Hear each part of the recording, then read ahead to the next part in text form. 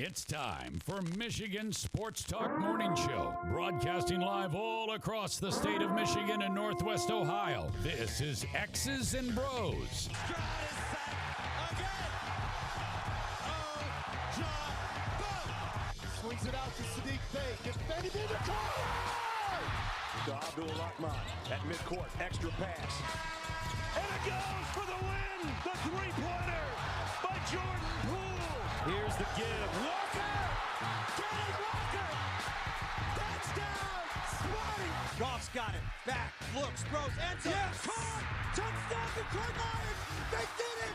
Amon-Ra St. Brown in the receiving end! Sends one to deep left center field. Back it goes, and that ball's out of here. A grand slam from Miguel Cabrera. He's got 2 goals. Larkin in on goal. Scores! His first career hat trick in his 7th season for Dylan Larkin. Here's your host, Anthony Bellino. Rise and shine, folks. Good Monday morning to you. It is the 30th day of January 2023. We welcome you to X's and Bros on the Michigan Sports and Network. Danny Cahalan, Ryan Elke, Anthony Bellino, all joining you. Thank you for joining us, no matter who you are, where you are, how you may be listening, all across the great state of Michigan and in Northwest Ohio as well. From Traverse City down to the Glass City, GR to the Motor City. We say good morning to you. We welcome you. We thank you. We appreciate you. And, of course, we encourage you. Join the program at any time. Text the keyword sports radio. Send that to 21,000. Sports radio to 21000. Meyer Supercenter guest line 248-951-2176. 248-951-2176. We're on Twitter at XB Mornings, Facebook, X's and Bros. And, of course, good morning to our television audience as well. BCSN now streaming on YouTube. Just visit Michigan Sports Network, our YouTube page, add.com to that to find our website. And, of course, you can email us, our fan feedback email inbox, xbmornings@gmail.com. Danny Cahalan is a Dan in the studio. Ryan Elke is at RyanL_Key. And I'm Anthony Bellino at AEC Bellino. Gentlemen, good morning to both of you. How was your weekend? So, debuted as Little League basketball coach this weekend. And I already hate parents. Granted, How old? 8 and 9-year-olds. Okay, so right on the cusp of 2nd and 3rd grade. Like 3rd and 4th graders. 3rd and 4th. So, and this is it. First game, kind of just feeling out, okay, see what the team actually is. You were the head coach? Assistant coach. But the guy I'm coaching with is great because I've coached with him for my son's baseball team for a couple of years. So, like that, I'm fine with. I already know who I'm working with, so that's great. First game doesn't go well. Went okay, but the team we were playing had been together for a year or two, so they were pretty good.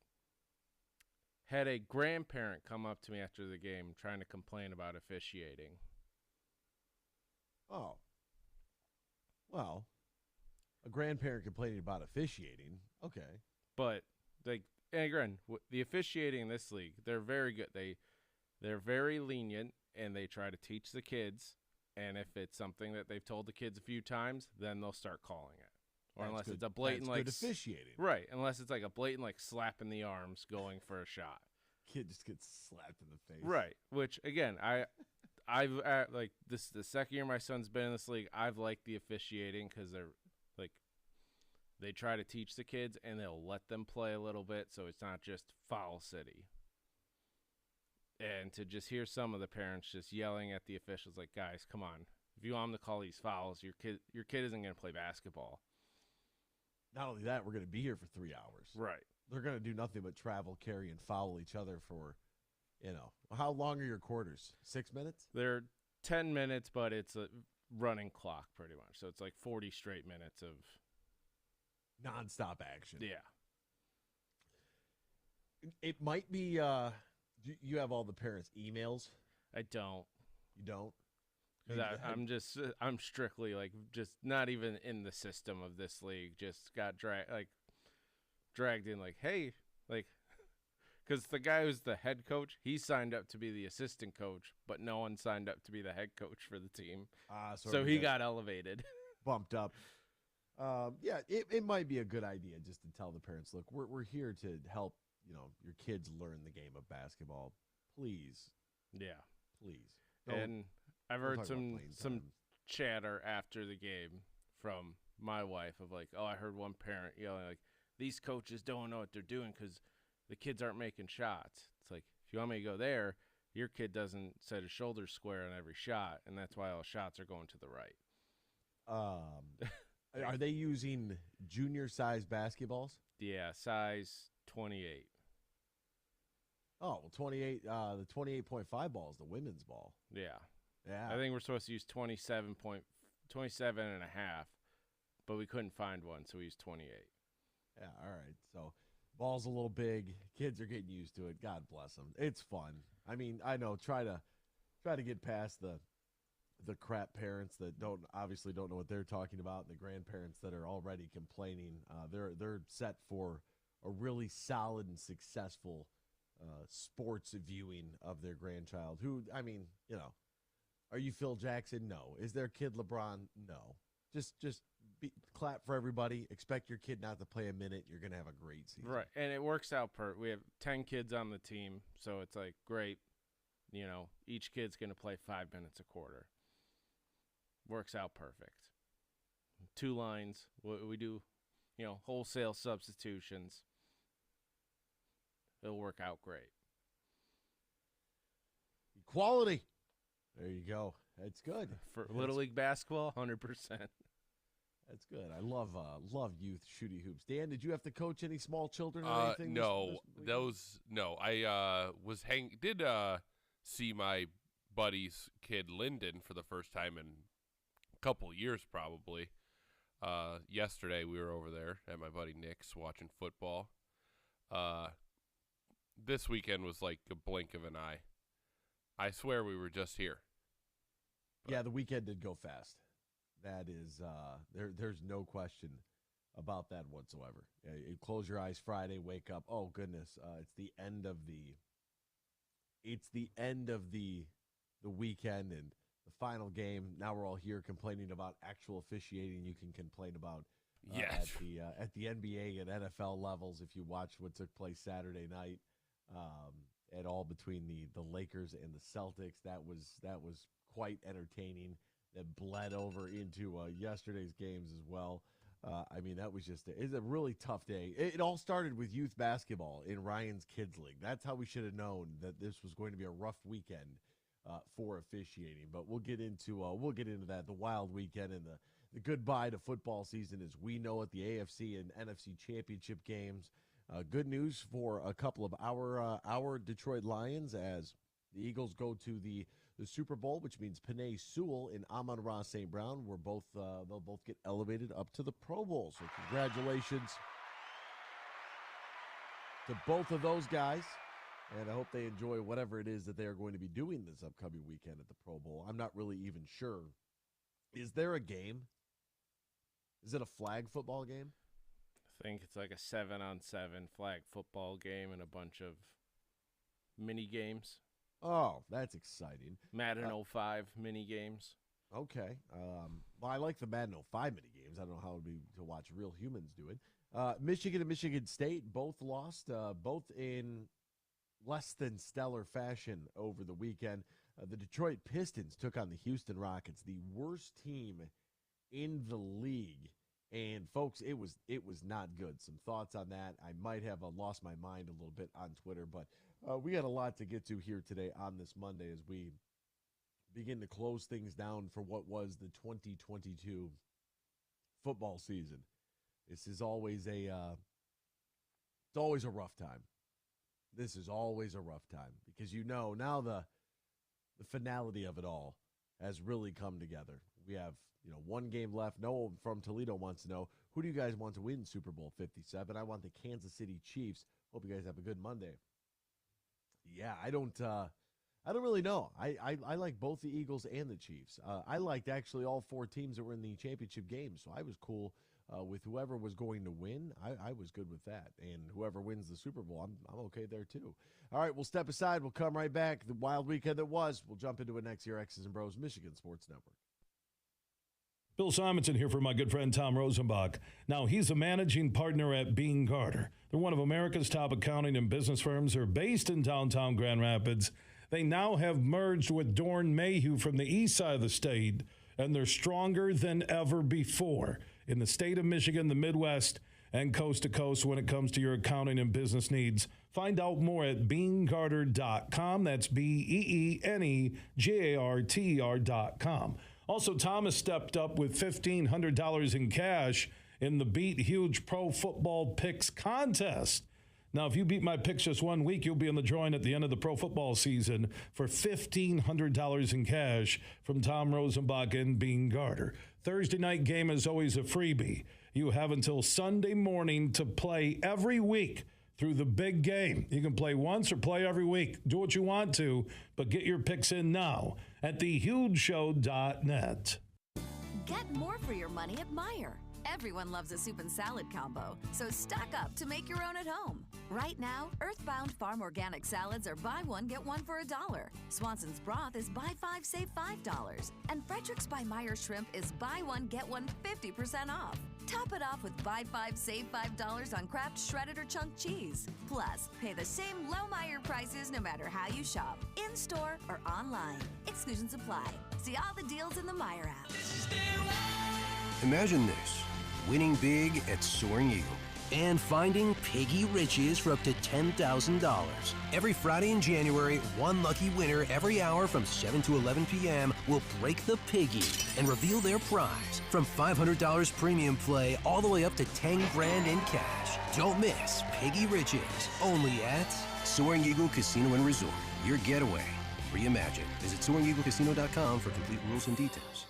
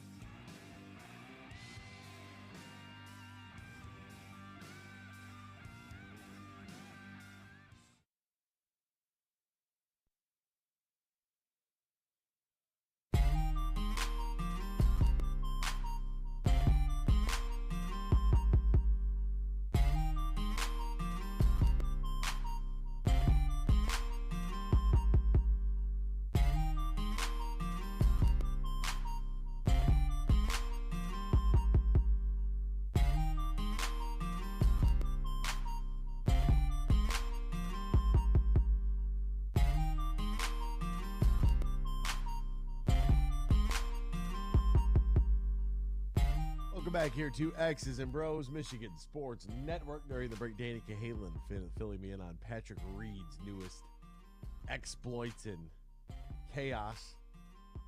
Yeah. I don't know about that guy. He said that his ball was in this specific tree, and he claimed he could see the ball because it was like one of those it was like a palm tree, so it had like this berm on the top, and he claimed he could see his ball in it and that he recognized the markings. So then people went on Getty Images and they were zooming in and they're on the golf ball and saying, Patrick, you're saying you always use this arrow, but all the Getty Images never show an arrow. Oh, photographic evidence, conspiracy theory. He's not even He's not even in the top 10. Like, we're arguing about what place did he even? Oh no, this is at you're looking at the Farmers. He was at the Dubai Desert Classic with Rory, and he lost by one shot. Oh my God! All because his ball was stuck in a palm tree. Incredible. Max Homo was your winner at Torrey Pines, followed by Keegan Bradley, Colin Morikawa. Those were your top three. 13 under, a nice 4-day score for Max Homa, and 500 FedEx points, 1.5 million to Mr. Homa. Doing it for my homies. Love that guy. Still love the fact that half the field didn't get paid. So I'm still all in on that. But look, it's a tough weekend, right? It's a tough weekend because, and I always like to be sort of, kind of aware of where we're at in the sports calendar year. Because things change drastically the minute football season is over. And you could tell the way that the conversation has changed the last couple weeks, ever since Super Wild Card weekend, the divisional weekend, and now championship weekend. We've been 3 weekends without Lions football, and it has been a lot different over the last 3 weeks. And now that the championship weekend has come to a conclusion, that's really our last weekend of regular sort of football season as we know it, where there are multiple games throughout the course of the day, the afternoon, the evening, and there's so much of our job, so much of our listeners' lives that revolve around the game of American football. It's very special, it's very unique. It holds a very singular place in the sports calendar and in the hierarchy of sport. For the majority of the sports fans in this country, it's a game that is very uniquely ours, and it is a game that that changes things when it's all said and done. And now you have Super Bowl 57, 2 weeks away. We have the buffer week of the Pro Bowl festivities, which I don't hate that they moved the Pro Bowl up in the schedule and placed it where it's at, because I think that it's good to at least have something this week that is football related. Although I think this is where you could stuff your award shows and do all of your honors, your NFL honors, if you'd like. If you do have somebody who is competing in the Super Bowl, you could just put their picture up there and hand it to a teammate, or somebody can go accept it on their behalf. But now would be the time I would do my NFL honors. Of course, that's probably a lot for the league offices. They're trying to get everything ready for the Pro Bowl, which I think that a league honors television show would probably do a lot better than any of the Pro Bowl stuff would. But that's just me. And now, as we look forward to a time that I wouldn't say I dread, it's just different, right? Sports radio is just different without football. And it would be one thing if any of our teams were competitive. But if you saw what happened with the Detroit Pistons at all over the weekend, if you were following along with that absolute catastrophe against the Houston Rockets, if you watch the Red Wings drop their game against the Islanders, the Wings are probably not going to make the playoffs. They would have to go on a crazy run. They'd need some help. I just don't know if I see it. Luckily for them, you're punching up at Buffalo. They've got 5 games in hand of the Sabres. They're only down 6 points. So they're not out of the woods yet. And at least, wins that are 3-2 and 4-3, losses that are 2-1 and 2-0. That's okay. At least you can stomach that. It gives us something, decent to watch. The Pistons, on the other hand, we'll get to that. That is a failure. I don't even, just a complete failure. I really don't know I didn't think we could get any worse or get any lower, and then this weekend happened against the Houston Rockets, and it makes you kind of contemplate and rethink everything that you thought that you once knew about a team that, let's face it, has 12 wins this season. Like, they're not any good either. But everything changes now that championship week has come to a close. And I hope that everybody had the opportunity to watch the Eagles game, and sure, Brock Purdy getting injured and then bringing in a backup and then him getting injured and Purdy having to go back out there. Maybe that'll change things around for the Players Association and the designation of a third quarterback. Maybe they'll tinker with that a little bit this offseason. I don't really know. But it was all Philly the entire game. And it wasn't necessarily a great game, but we did get a great game with great drama that came right down to the very end with the Chiefs and Bengals in the night game. So if half of your games are great games, I'd say that's pretty good. To have one out of the two be a really good game, I was okay with that for yesterday, even though last night turned into everyone just going after the officials and, why'd you call this? Why didn't you call that? It did feel like Kansas City got a lot of breaks in that game. There's no doubt about that. But it is kind of a sad weekend for this to all kind of come to a close. And if you wanted something, maybe you watched the Lakers-Celtics game on Saturday night and saw the epic response and meltdown of LeBron James after he was fouled. Like, he was fouled. They did not call a foul. I don't know if you all have seen what took place thereafter. Patrick Beverley getting teed up for walking a camera onto the court to show the official the foul itself. LeBron dropping to his knees. I referred to it on Twitter Saturday night as the Passion of the Christ. If you ever saw that movie, that's what it looked like. I don't know if you saw the mashups of LeBron James's reaction with a clip from the movie Little Miss Sunshine, where this kid is literally reacting the same way LeBron James did. Yes, the one where the van is out in the distance. I've never seen Little Miss Sunshine. I couldn't tell you what it's about, but I did see that film on top and LeBron's reaction below, and it's like, oh my God, it's perfect. Him on both knees in the paint, down.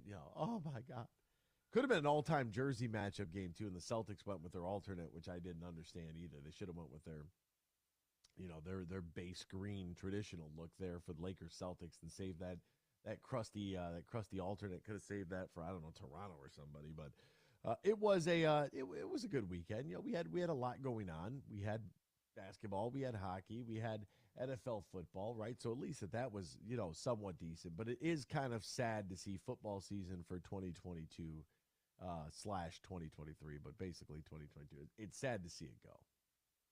It is the end of the most wonderful time of the year.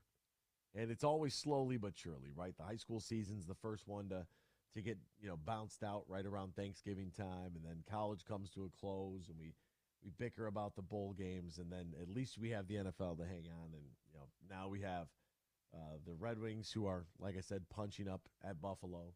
The Pistons, who are the worst team in NBA history. And the Tigers, who could fight for the worst team in Major League Baseball history. Who knows what's going to happen there. But just really, really set up for a very grim spring season. I can tell you that much. NBA fans, it's time to bring the hoops action to the palm of your hands with DraftKings Sportsbook, an official sports betting partner of the association. This week, new customers can bet $5 and win $200 in free bets instantly. Just download the DraftKings Sportsbook app right now. Use the promo code HUGE. New customers bet $5 on the NBA. Get $200 in free bets instantly only at DraftKings, an official sports betting partner of the NBA, using the promo code HUGE. Now, if you or somebody you know has a gambling problem, wants help, needs help, call the Michigan Department of Health and Human Services Gambling Disorder Helpline, 800-270-7117, 21 plus, Michigan only. Bonus issued is free bets, eligibility and terms at sportsbook.draftkings.basketball terms. We're back with more X's and Bros after this here on the Michigan Sports Network. Imagine this: winning big at Soaring Eagle and having a winter blast with up to $25,000. Every Saturday in January from 7 to 10 p.m., you can win $1,500 in premium play. Then, at 11 p.m. each week, one lucky player takes home $25,000 cash. That's $160,000 all month long. Only at Soaring Eagle Casino and Resort. Your getaway reimagined. Visit SoaringEagleCasino.com for complete rules and details. Get more for your money at Meijer.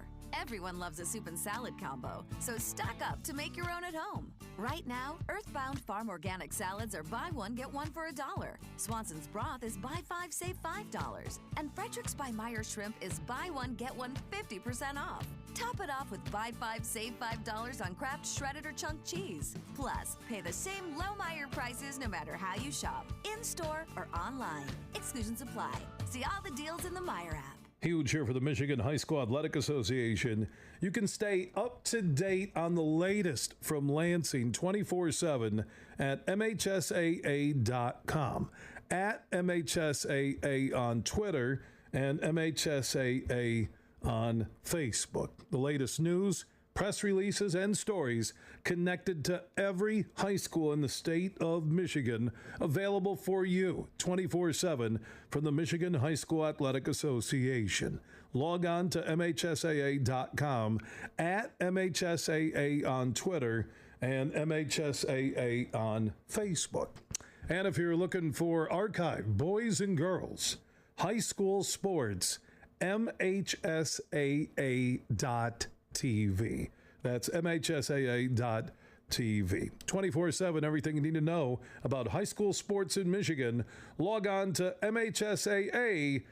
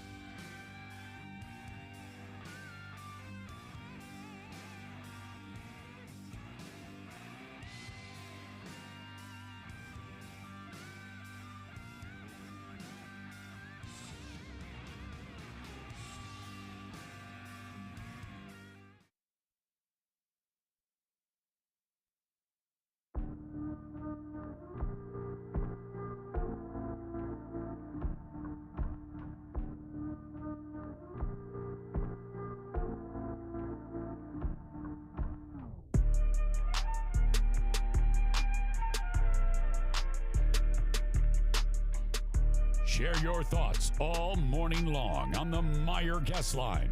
Call 248-951-2176. That's 248-951-2176. Now, back to Danny, Ryan, and AB. Welcome back here to X's and Bros, Michigan Sports Network. Great to have you ride along with us, no matter who you are, where you are, how you may be listening, all across the great state of Michigan and in Northwest Ohio as well. From Traverse City down to the Glass City, GR to the Motor City, we say good morning to you. We welcome you. We thank you. We appreciate you. And, of course, we encourage you to join the program at any time. Text the keyword Sports Radio. Send that to 21,000, Sports Radio to 21000. Meyer Supercenter guest line 248-951-2176. I did see the DraftKings early line for the Super Bowl had the Eagles actually as a favorite, which I was shocked to see that, because I really thought during watching the Bengals and the Chiefs game, I mean, to me, it felt like either one of those teams would have been able to take out the 49ers, especially with Brock Purdy getting injured. And yeah, but it also seems like Philadelphia could have won that game 60-7 if they really cared to, but they just knew, they're not going to move the ball. They couldn't do anything. I mean, poor San Fran. I mean, 83 yards passing, 81 yards rushing, and the 81 yards rushing, 84 yards for Christian McCaffrey. Deebo Samuel did lose 9 yards on 6 carries. They tried to get him the ball. Thought Philly did a really nice job against him, but Christian had that just an all-timer of a run from 23 yards out on second down, just breaking tackles, and was stuck in this mass of humanity, and then all of a sudden just popped out and ran into the end zone, which was a lot of fun. But really nothing special to write home about from Philly. I mean, Philly's offensive line did some nice blocking, but I mean, nobody on Philadelphia averaged more than 4 yards a carry. Nobody ran the ball for more than 50 yards. And Jalen Hurts threw it for 121 yards. Like, he wasn't anything, spectacular to write home about either. And I was just like, man, AFC might take home another Super Bowl. Not so fast, my friends. We'll see. But Philadelphia, a 2-point favorite. So one of the things that really kind of stood out and was very interesting after the conclusion of the second game. Now, Devontae Smith's catch, no catch. Look, as we move forward into the AFC game later on that night, there is nothing better than going to a live sporting event, right? It's fantastic, and it's for all the things that you grow up rooting for a team, and you go there and your team wins, and the memories you create as a young person going with your parents, and then growing up and going with your friends, and then eventually having your kids and taking them to share that experience. There's nothing better than a live game, right? It's the atmosphere. It's, walking through, giving, so now they scan your tickets, but, the ticket taker to, security, to getting to your seat, to getting a popcorn, like all those little things. Then the atmosphere, the noise level, the energy that is in the building, that it was just palpable this year at Ford Field. I mean, people could feel that this team was so much different.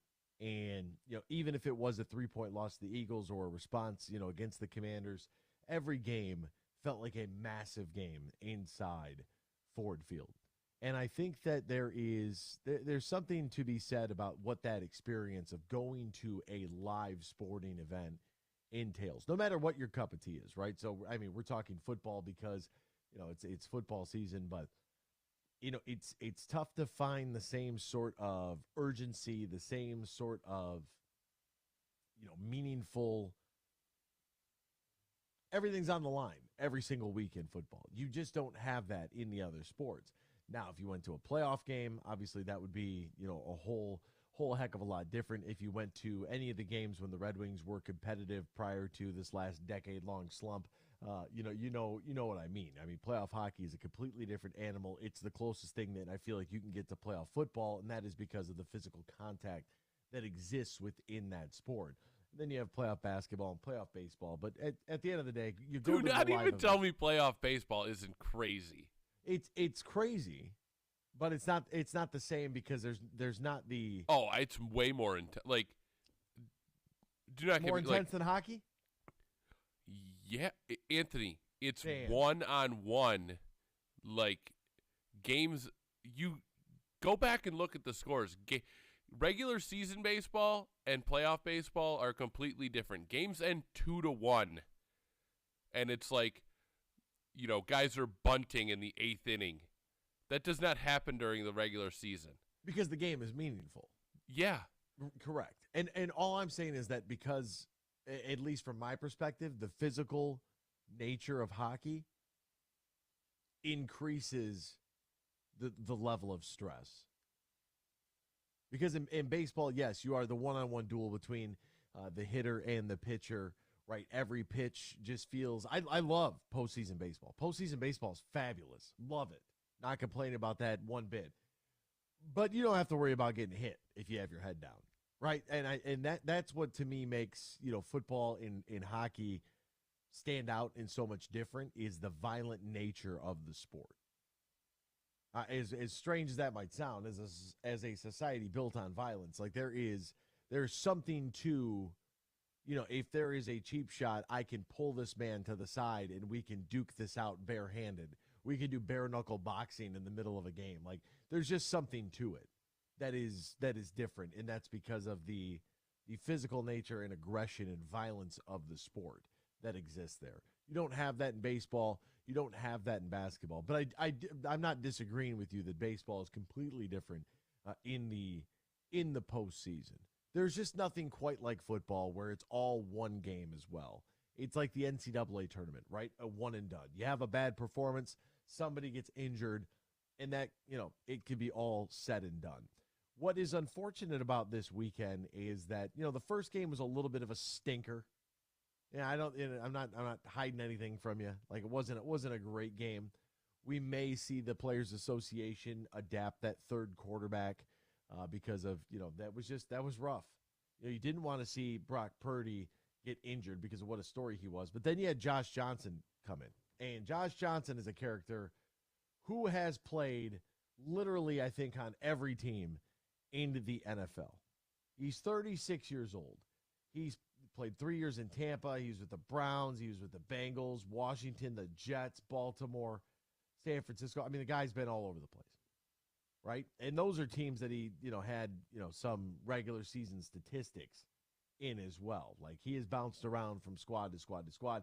You don't want to see that happen, where a guy comes in. It's just, and he gets hurt, so then the other guy has to come back in. The whole thing was just a mess. So maybe we'll see an adjustment there for the Players Association. In the evening game, Kansas City against Cincinnati, it felt like every single call went in favor of the Kansas City Chiefs. Now, I'm not big in sports are rigged. I don't really believe that. I don't want to believe that. I can't. If you tell me that the NFL wanted the Chiefs in the game, I don't know. That's the whole reason I steered clear of the Donaghy. If you're telling me that they wanted the Chiefs in the game and not a California market, I'm sorry. I'm sorry. We're talking about a different game. But yeah, they would have. The San Francisco would have needed a whole lot more than the refs. They would have needed God out there. Either Kansas City and Cincinnati, they're the same size market. I feel like sure, you want Kansas City in it because maybe the Andy Reid Eagles Super Bowl thing is cool, but Mahomes is their golden boy. I don't think. No, but is he? Everybody loves Joe Burrow. Everybody loves Joe Burrow. I think people dislike Patrick Mahomes a little bit more because of the whole his family and Brittany Mahomes last night. I just saw her tweet 3 or Cancun on 3 or something like that, going after the game, for the week before they head to the Super Bowl. 1, 2, 3 Cancun. Just like, come on. I don't do I think that the calls absolutely went in Kansas City's favor? Yeah, but do I think that it was any conspiracy? No. It's a conspiracy when you get 3 third-down chances. Oh, that's a good point. Yeah, that was bad. From a referee taking one step onto the field and raising his arm up like, oh, we're going to have to replay the down now. No, you screwed up. Sorry, officials. You screwed up. Live with it. I've seen officials come in for a substitution or for a resetting of the play clock or for a myriad of different other activities. Run in and basically tackle the center at the line of scrimmage. Whistles blowing, arms flailing, ready to do what the one Packers player did. Run in, kick the ball from the kick center. the ball. Yeah, and the fact that, it was just opportunity after. Like, I get why Bengals fans would be irate. The call, the out of bounds at the end, that's a penalty. The other ones were questionable. Right, but since they got the last call right, there's not going to be a discussion from the NFL. They're not going to release a statement like the official NBA officiating account will about how that call's going to keep them up at night and how they're sick to their stomach. And, oh, my God. Yeah, but they're we so strive sick to be the best. They're so sick, just like LeBron James was. It is, and so if you were a Cincinnati fan today, I could understand you would have some gripes there. It didn't help that, Joe Burrow was sacked 5 times this game, pressured a whole bunch. Like, that's one of the things that really stood out to me in this football game was like, look, you got to win the line of scrimmage. You have to. I mean, it was Cincinnati, like that was going to come up this game. Like 3 starters injured on your offensive line. Like Buffalo, they were like Von Miller didn't play last week. Now you get Chris Jones and Frank Clark. Like that was the story of the game. It was the story of the first quarter where you had more sacks than total yards. And it was a lot of pressure. Pressure bursts pipes. Pressure forces throws. A couple of interceptions for Joe Burrow. And I thought about it afterwards, and I was like, you know what? For Patrick Mahomes to be playing on the ankle that he's playing on, saying that he spent somewhere between 4 and 5 hours a day on the training table, probably getting the ultrasound on the ankle, trying to heal this thing up, because that's a multi-week injury. And he goes out there and throws for 326 and 2 touchdowns. You can rehab in Cancun. Yeah, I mean, who knows what he's going to do. But I was surprised that when I tweeted out, like, hey, in the biggest moment, like, Mahomes got it done. And people are like, oh, Captain check down. He didn't do anything. He didn't do anything. He was 29 of 43. Did you see that? For 326 and 2 touchdowns on a bum ankle. That throw on 3rd and 10, he Disgusting. like threw a 46-yard touchdown on a line.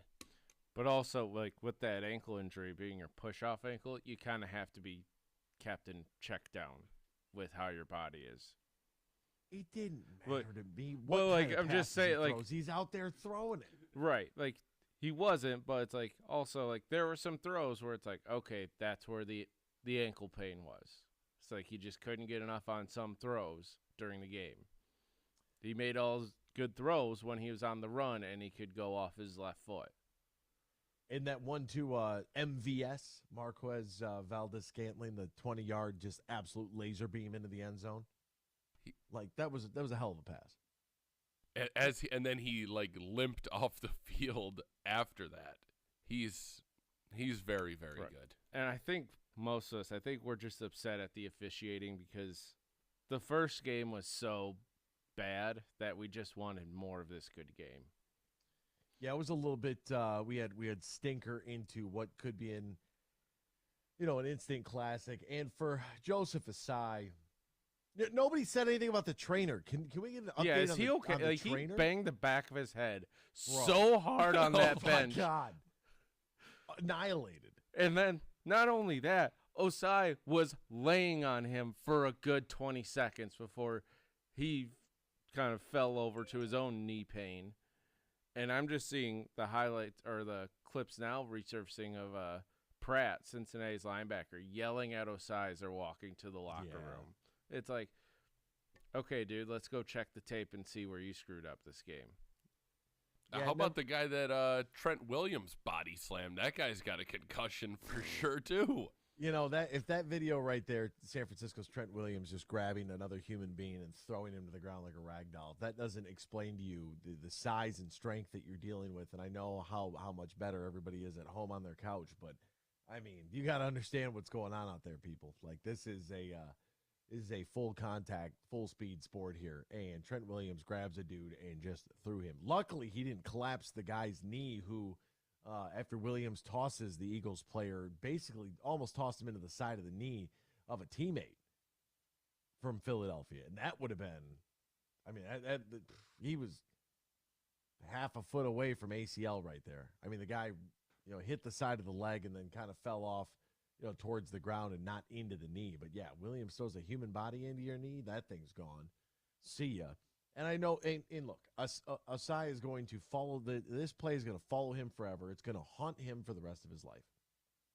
It's never just the one play. It never is. And for a young fellow who's had a good year, his teammate obviously, riding him as they, go into the locker room about, why are you even touching the quarterback? And you're chasing somebody full speed. It happens pretty regularly. Was it the right call? Yes. Did they have to call it? I don't know.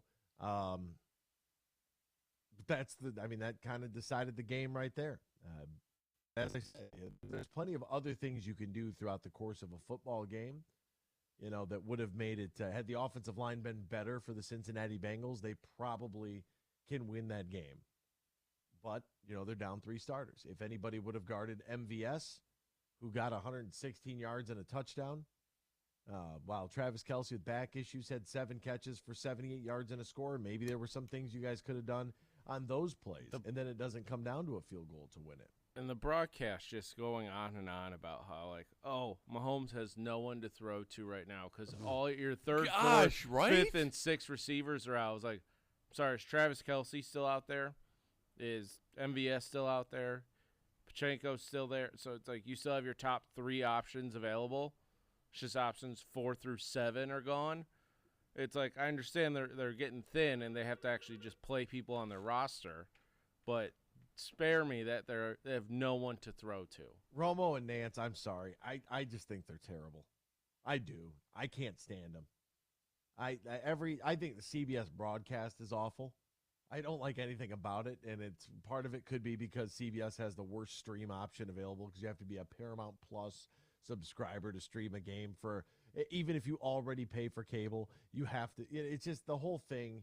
I just can't stand it. I really can't. I don't like Nance. Think he, whatever. Good afternoon, good morning, friends. What? That's fine. Romo, I think, is highly overrated. It's just a whole lot of yelling and predictions, and then Jim Nance will be like, well, what about this guy, Tony? And Tony's like, yeah, well, we've named every other offensive player out there. I'm sure that guy might be able to catch the football on 3rd down. I can't stand it. I really just dislike the entire CBS presentation. Tracy's fine. Tracy Wolfson is fine. Outside of that, I'm good on all of it. I don't even like the halftime. I don't even like the halftime.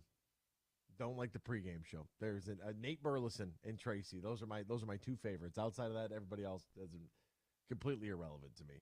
All right, we'll step aside. If you have some complaints about officiating, maybe you could share those with us. We'll do a little college shooty hoops and Pistons, Wings, all of that coming up here on X's and Bros on the Michigan Sports Network. We played for the thrill, that rush you feel with the game on the line. I'm Herman Moore, Lions All-Pro wide receiver. Now, with Eagle Casino and Sports, the new sportsbook app from Soaring Eagle, anywhere I'm at, I'm still in the game. Sign up now and get up to $1,000. That's right, up to $1,000 for a risk-free bet on your next favorite underdog, parlay, or prop. Eagle Casino and Sports. Made in Michigan, made for Michigan. Must be 21 or older and in Michigan to play. We might have just come out with our most refreshing Michelob Ultra Organic Seltzer yet. It's called the Essential Collection. It's made with coconut water and real fruit juice, so it's always going to have a real refreshing fruit taste. Can refreshing get any more refreshing? Yep, it can, and it just did. Michelob Ultra Organic Seltzer, made with coconut water and real fruit juice for a superior taste. It's only worth it if you enjoy it. Enjoy responsibly. Anheuser-Busch Michelob Ultra Organic Seltzer, IRC Beer, St. Louis, Missouri.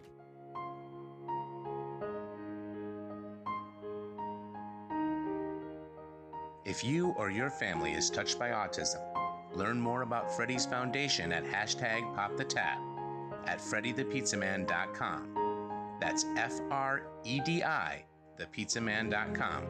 Or Email freddythepizzaman@gmail.com.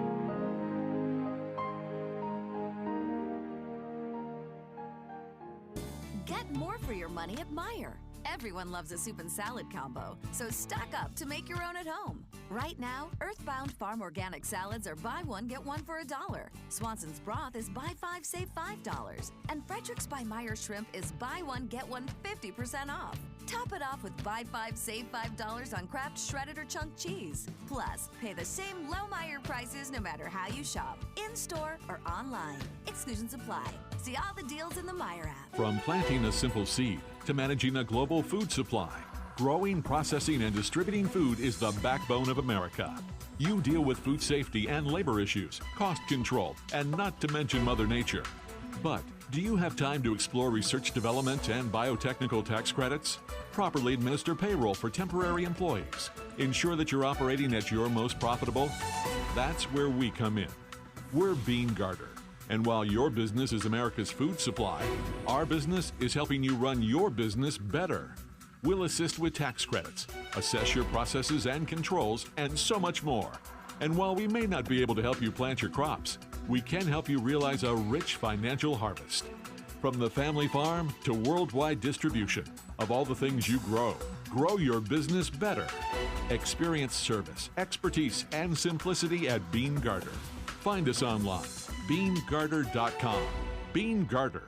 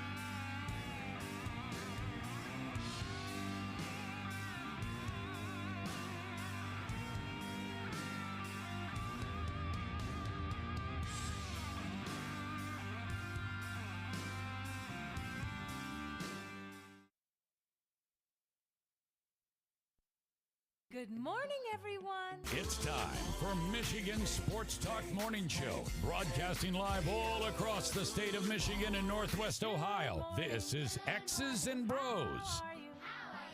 Good morning. Good morning. Good morning. Good morning. Good morning. Good morning. It's a good morning. Wake up to a brand new day. Hello. Good morning. Good morning, Vietnam. Here's your host, Anthony Bellino.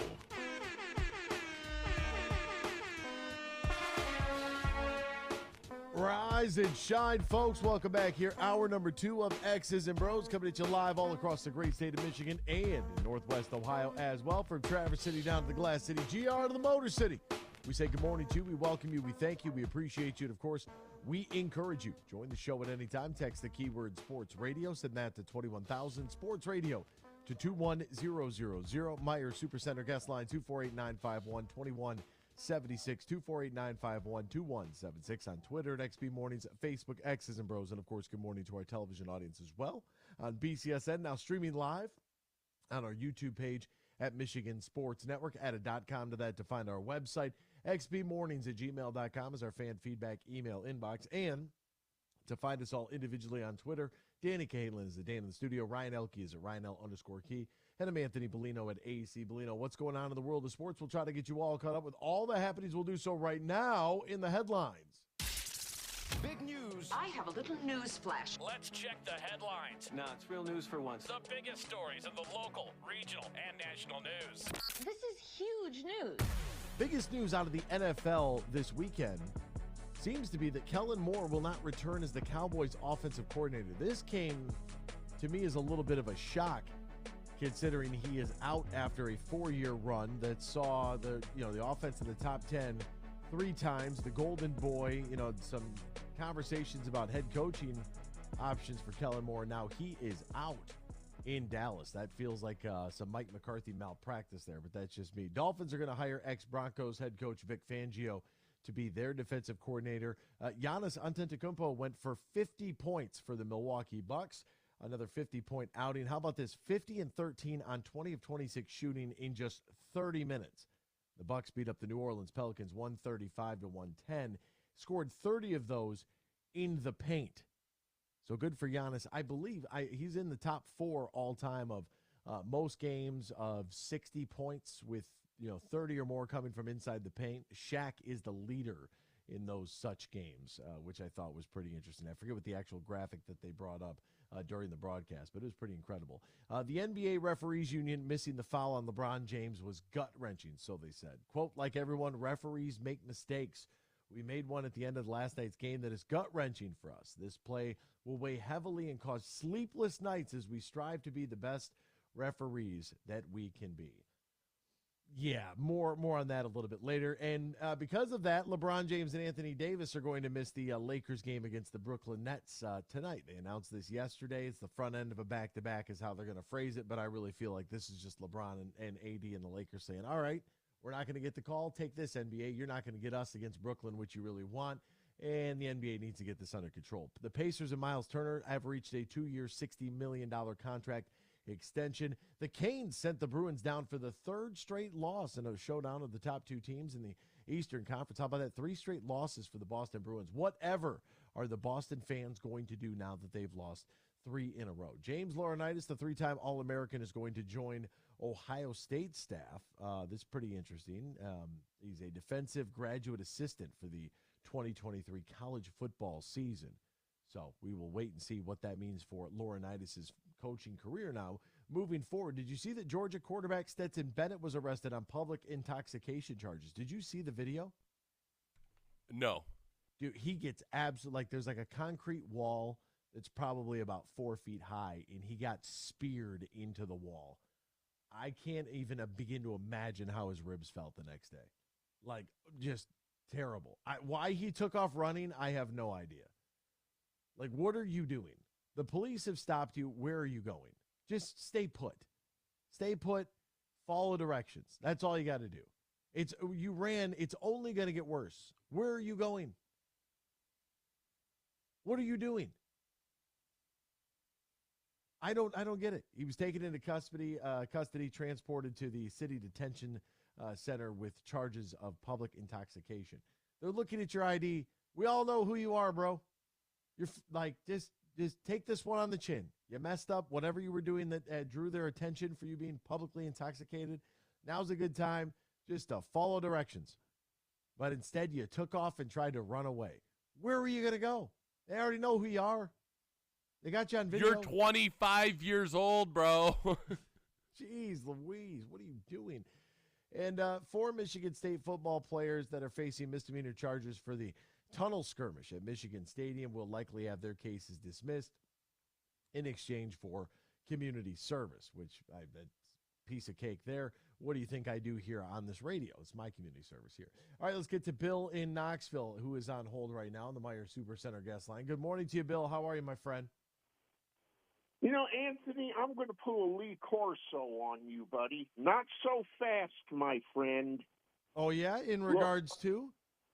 Look, we have the All-Star games coming up. You have the East-West Shrine game. And you have the Senior Bowl, which hopefully Hendon Hook. I think mostly when it comes to these pro scouts, they'll probably be going to the Senior Bowl, or they'll probably be heading to both. So the football season isn't completely over with yet, my friend. Bill, who won the Senior Bowl last year? I don't know. Probably the South. Who won the Shrine game? Who won the East-West Shrine game? I have no idea. Exactly. They're exhibitions. They're important for the scouts. Sure, it'll be football on TV. Sure, the USFL is coming up in April, Bill. It's just not. It's not the same. It's not. I can't get excited over the East-West Shrine game like I can get excited over the playoffs. Anthony, I would rather watch the XFL than I would the USFL. I don't have stake in either of them right now. To me, it's not. Football is played in the fall. It starts with the high school and then into the college and then into the pros. That's what it is. And then, this comes to a close. The Pro Bowl's got nothing for me. The Under Armour All-American game doesn't do anything for me. The Senior Bowl, it's, I'll follow along with those who I trust that will be there covering it to, help identify what might be some nice fits for my football team. Outside of that, it's not the same, Bill. Hey, don't tell those pro scouts that, because Bill, that's their job, though. I'm not a pro scout, Bill. I'm a radio host. I'm a football fan. There's probably going to be a lot of them that are going to be over there. They're all going to be there, Bill. Bill, they're all going to be there. They all have to be there. That's their job. And yes, I know that. And of course, I at least 2 that'll be representing the Titans that's going to be from there. They and should send the Randy whole Carthon staff. and also Mike Crable. They should send everybody in that front office. All their coaches should be at those games. Find a quarterback. So Anthony, at least it's football on. It is. And like I said, USFL, Ford Field, April 10th. Be there, be square. I'll tell you one thing. I'm going to get after the Detroit fans. I go, look, support this team, will you? It depends on what the ticket cost is. And also, you know what else puts fannies in seats? Simple. WINNING. Winning, winning, winning. Yep. Yeah, absolutely. That's the thing that puts fannies in seats. That's the thing that sells. The beer, the soft drinks, the popcorn, the hot dogs, the souvenir programs, the apparel, whatever. All of it. All of it. And look, Bill, I mean, I had somebody who was it? Maybe Ryan Hanna from, the Winged Wheel or Winging It in Motown might have said something like this city is just dying for a winner. And somebody's like, what about Detroit City Football Club? And it's like, look, I get it. It's not, if you're not trying to compare that to the Tigers, are you? It's just not the same. It's not the same. So if people go check out, I hope that they do. I'll encourage them to go if they want to watch football and give them something to do this spring. And the fact that we have a local team is great, but yeah, it's not it's just not the same. We'll step aside when we return. The Pistons are a complete failure. We'll talk about that next year. X's and Bros, Michigan Sports Network. Get more for your money at Meijer. Everyone loves a soup and salad combo, so stock up to make your own at home. Right now, Earthbound Farm Organic Salads are buy one, get one for $1. Swanson's Broth is buy 5, save $5. And Frederick's by Meijer Shrimp is buy one, get one 50% off. Top it off with buy 5, save $5 on Kraft shredded or chunk cheese. Plus, pay the same low Meijer prices no matter how you shop, in-store or online. Exclusions apply. See all the deals in the Meijer app. We played for the thrill, that rush you feel with the game on the line. I'm Herman Moore, Lions All-Pro wide receiver. Now, with Eagle Casino and Sports, the new sportsbook app from Soaring Eagle, anywhere I'm at, I'm still in the game. Sign up now and get up to $1,000. That's right, up to $1,000 for a risk-free bet on your next favorite underdog, parlay, or prop. Eagle Casino and Sports. Made in Michigan, made for Michigan. Must be 21 or older and in Michigan to play. Bill Simonson here for my good friend Tom Rosenbach. Now, he's a managing partner at Bean Carter. They're one of America's top accounting and business firms. They're based in downtown Grand Rapids. They now have merged with Dorn Mayhew from the east side of the state, and they're stronger than ever before in the state of Michigan, the Midwest, and coast to coast when it comes to your accounting and business needs. Find out more at beancarter.com. That's BEENEGARTR.com. Also, Tom has stepped up with $1,500 in cash in the Beat Huge Pro Football Picks contest. Now, if you beat my picks just 1 week, you'll be in the drawing at the end of the pro football season for $1,500 in cash from Tom Rosenbach and Bean Carter. Thursday night game is always a freebie. You have until Sunday morning to play every week through the big game. You can play once or play every week. Do what you want to, but get your picks in now at thehugeshow.net. They say consistency is the key to success. They weren't wrong. So how about grabbing a beer that's consistently smooth, consistently refreshing, and consistently light? You might just find that the road to success can be pretty enjoyable. Michelob Ultra, the perfect balance of taste and refreshment, and only 2.6 carbs and 95 calories. It's only worth it if you enjoy it. Enjoy responsibly. Anheuser-Busch Michelob Ultra Light Beer, St. Louis, Missouri.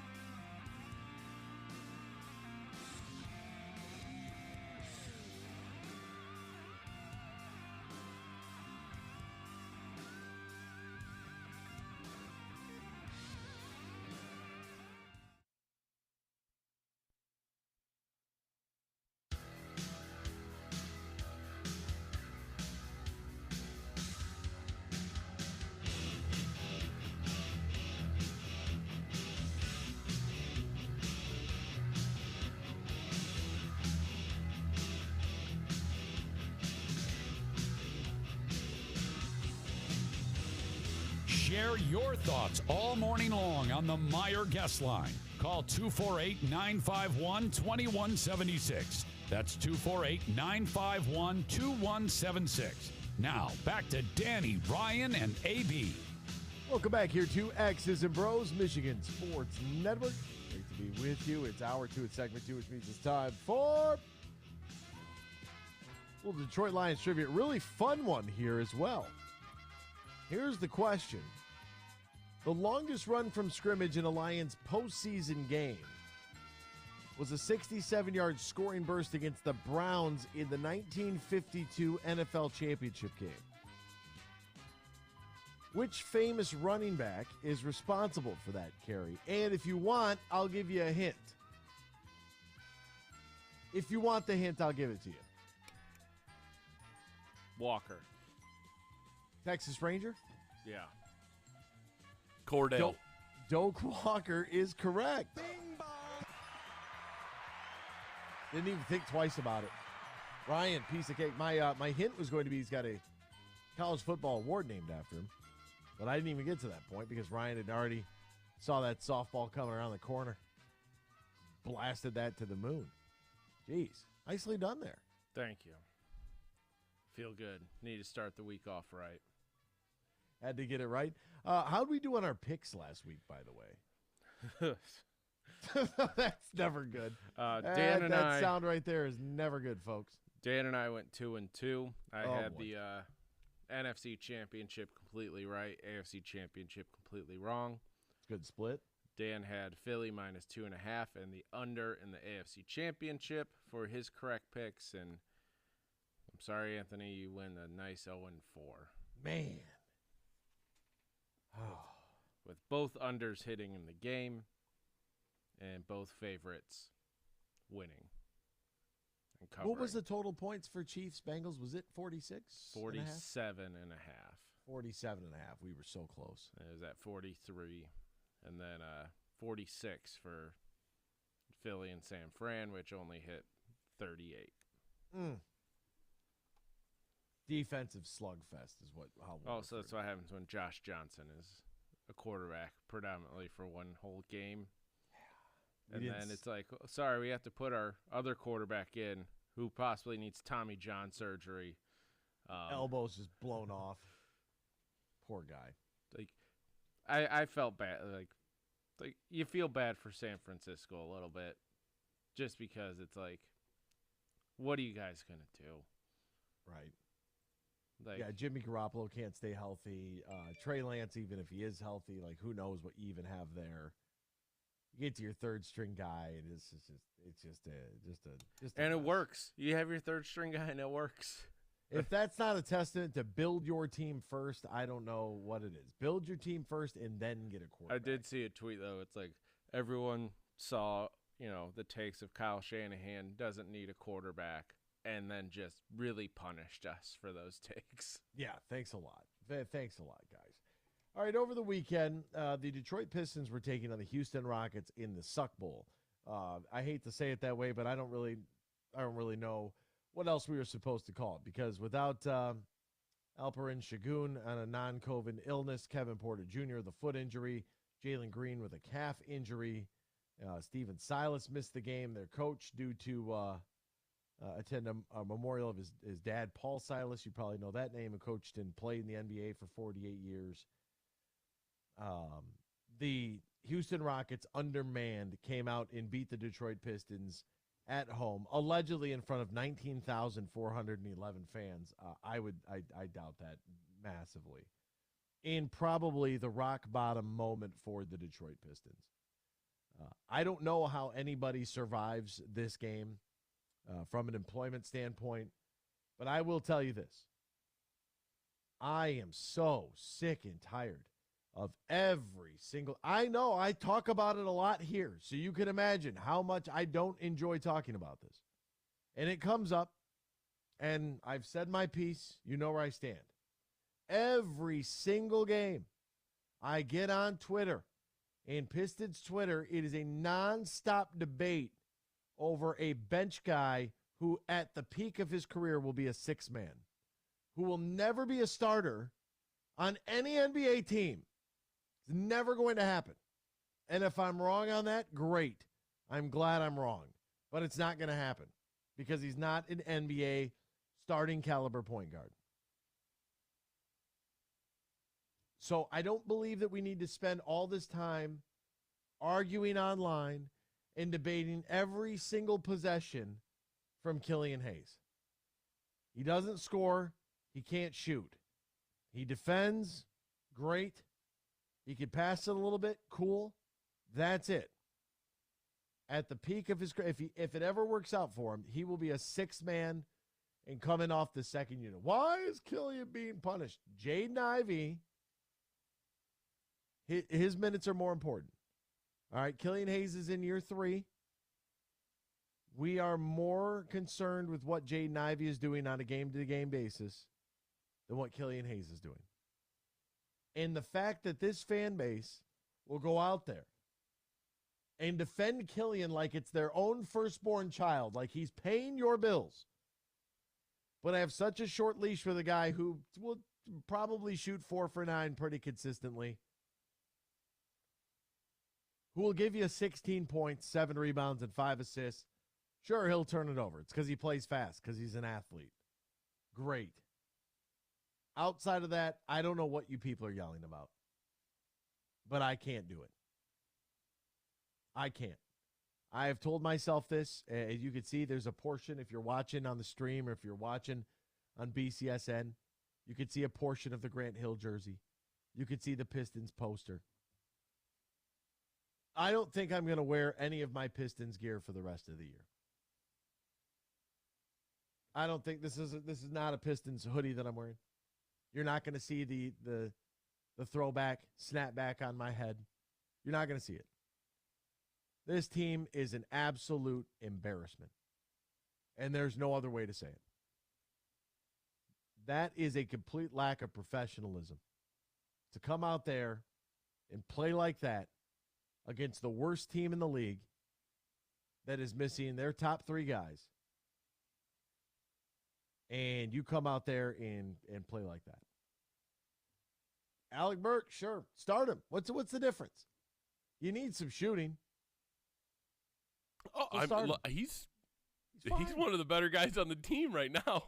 Would you rather have, if they were both the same age, if they're both Killian's age, would you rather have Alec Burks or Killian Hayes? Oh, Alec Burks all day. Give me the guy. I mean, I would take him right now.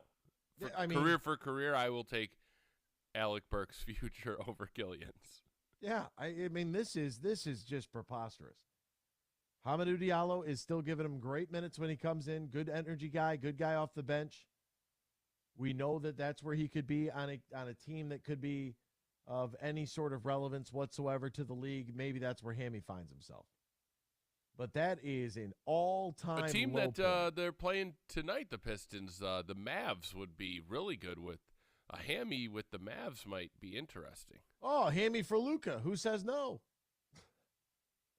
Hammy for Luka, the first-round pick, and Killian and Sadiq and whoever else. Like, whatever else you guys want to do. Let's do it. What do you say? I saw a lot of trade machine tweets this weekend, and you will not be happy that 90% of them involved getting Russell Westbrook. I mean, at this point, he's going to be 6th man of the year this year. You can say, yeah, he's still shooting terribly, but he's averaging 18 points a game off the bench or something. Did you watch that game on Saturday night, Lakers Celtics? No, I was watching Royal Rumble. Oh God, Russ, jeez, Louise. I mean, look, you know what? At this point, you know how against this I am. At this point, do what you got to do. Expiring contract, make the numbers work. You take on the salary. I'd say a lot of it was trading Bogey and like Killian Hayes in to get Russell and some first rounders. Yeah, a 2027 and a 2029 first pick, so Yeah. that we can take the first picks there, and then we can pull the Alavila and say we're still rebuilding. We're still going to rebuild. You got some great, exciting talent here. We can pull the whole Alavila. You come out and see Mikey Montook. Right? Come out and see this guy that we picked. Okay. we'll step aside. We're back with more X's and Bros. Hey, by the way, Pistons at an all-time low. How about Michigan basketball? Not there. Not too far behind. We'll talk about it next. Michigan Sports Network. Get more for your money at Meijer. Everyone loves a soup and salad combo, so stock up to make your own at home. Right now, Earthbound Farm Organic Salads are buy one, get one for $1. Swanson's Broth is buy 5, save $5. And Frederick's by Meijer Shrimp is buy one, get one 50% off. Top it off with buy 5, save $5 on Kraft shredded or chunk cheese. Plus, pay the same low Meijer prices no matter how you shop, in-store or online. Exclusions apply. See all the deals in the Meijer app. They say consistency is the key to success. They weren't wrong. So how about grabbing a beer that's consistently smooth, consistently refreshing, and consistently light? You might just find that the road to success can be pretty enjoyable. Michelob Ultra, the perfect balance of taste and refreshment, and only 2.6 carbs and 95 calories. It's only worth it if you enjoy it. Enjoy responsibly. Anheuser-Busch Michelob Ultra Light Beer, St. Louis, Missouri. Huge here for the Michigan High School Athletic Association. Now you can follow everything Michigan High School sports 24/7 at MHSAA.com. On Twitter at MHSAA. On Facebook, MHSAA. And you can watch archive sports and live sports in season for boys and girls all across Michigan, all schools, at MHSAA.tv. But stay up to date on everything Michigan High School sports at MHSAA.com. Hey, Michigan, let's go big. I'm Herman Moore, Lions All-Pro wide receiver, and I'm talking real big-time winning on the hottest slots and table games on one incredible app, Eagle Casino and Sports. Sign up now and get up to $1,500. That's right. We'll match your first 2 deposits for up to $1,500, plus 100 free spins. Eagle Casino and Sports. Made in Michigan, made for Michigan. Must be 21 or older and in Michigan to play.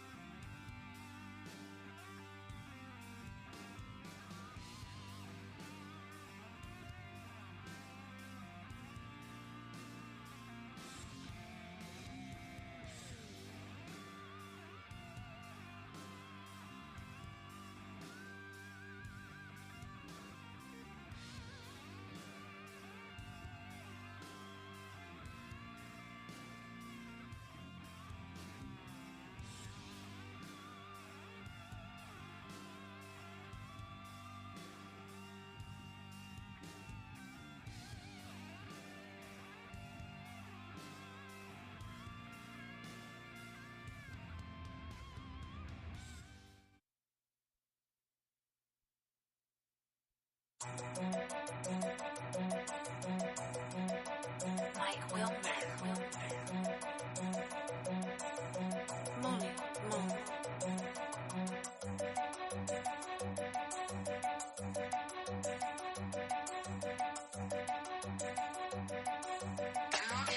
You're listening to X's and Bros on the Michigan Sports Network. Can't call in? Text us using the keyword sports radio and send it to 21000 or tweet us at XB Mornings. Now back to Danny Cahalan, Ryan Elke, and Anthony Bellino.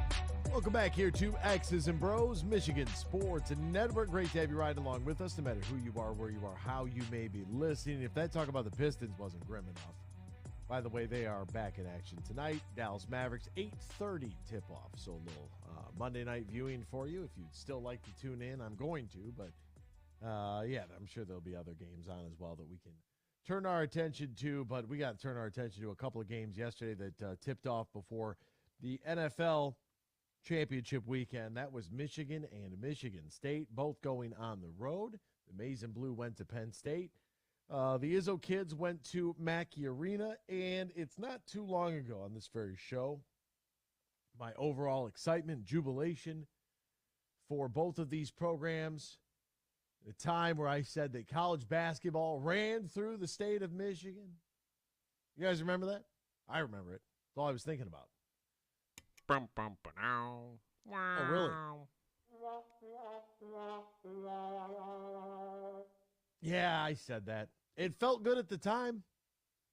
COVID 2021, like it felt good at the time.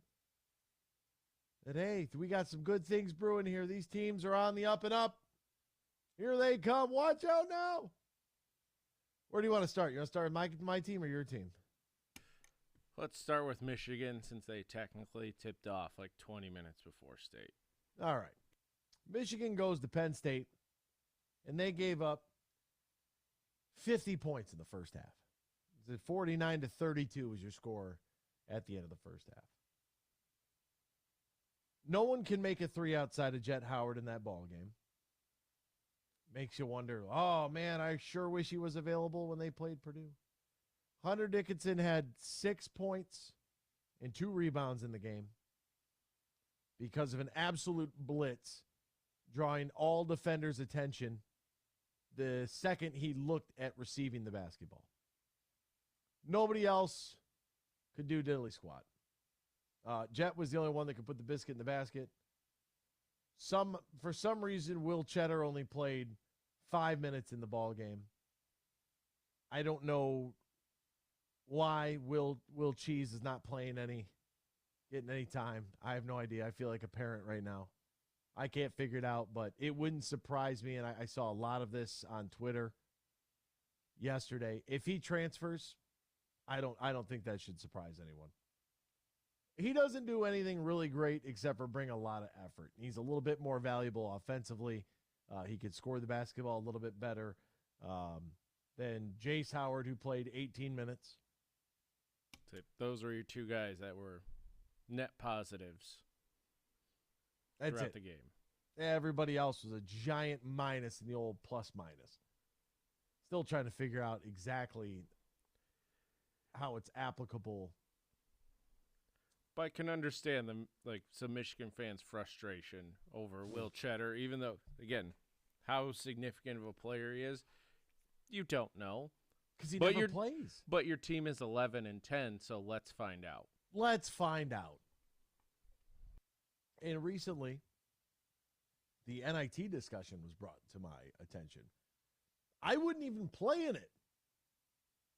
I wouldn't even take the invitation. Like, I hit the road, go recruiting, 1, 2, 3 Cancun, all that. Like, I wouldn't take it, me personally. Because there's no positives that can come out of it. All you can do is lose and be like, you can't even win 2 games in the NIT. You know what I'm saying? Like, it's not even, to me, it's not even worth it. Personally. I mean, no offense to what I'm about to say, but we might not even get into that. Yeah. You can say it. You can't offend me. You can't offend me. I don't want to come off as, that guy. Be that guy. No, because there's stink, still one Ryan. game. They There's stink. still one game left to play between Michigan and Michigan State.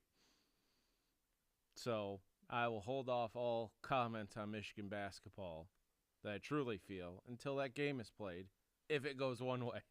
Why?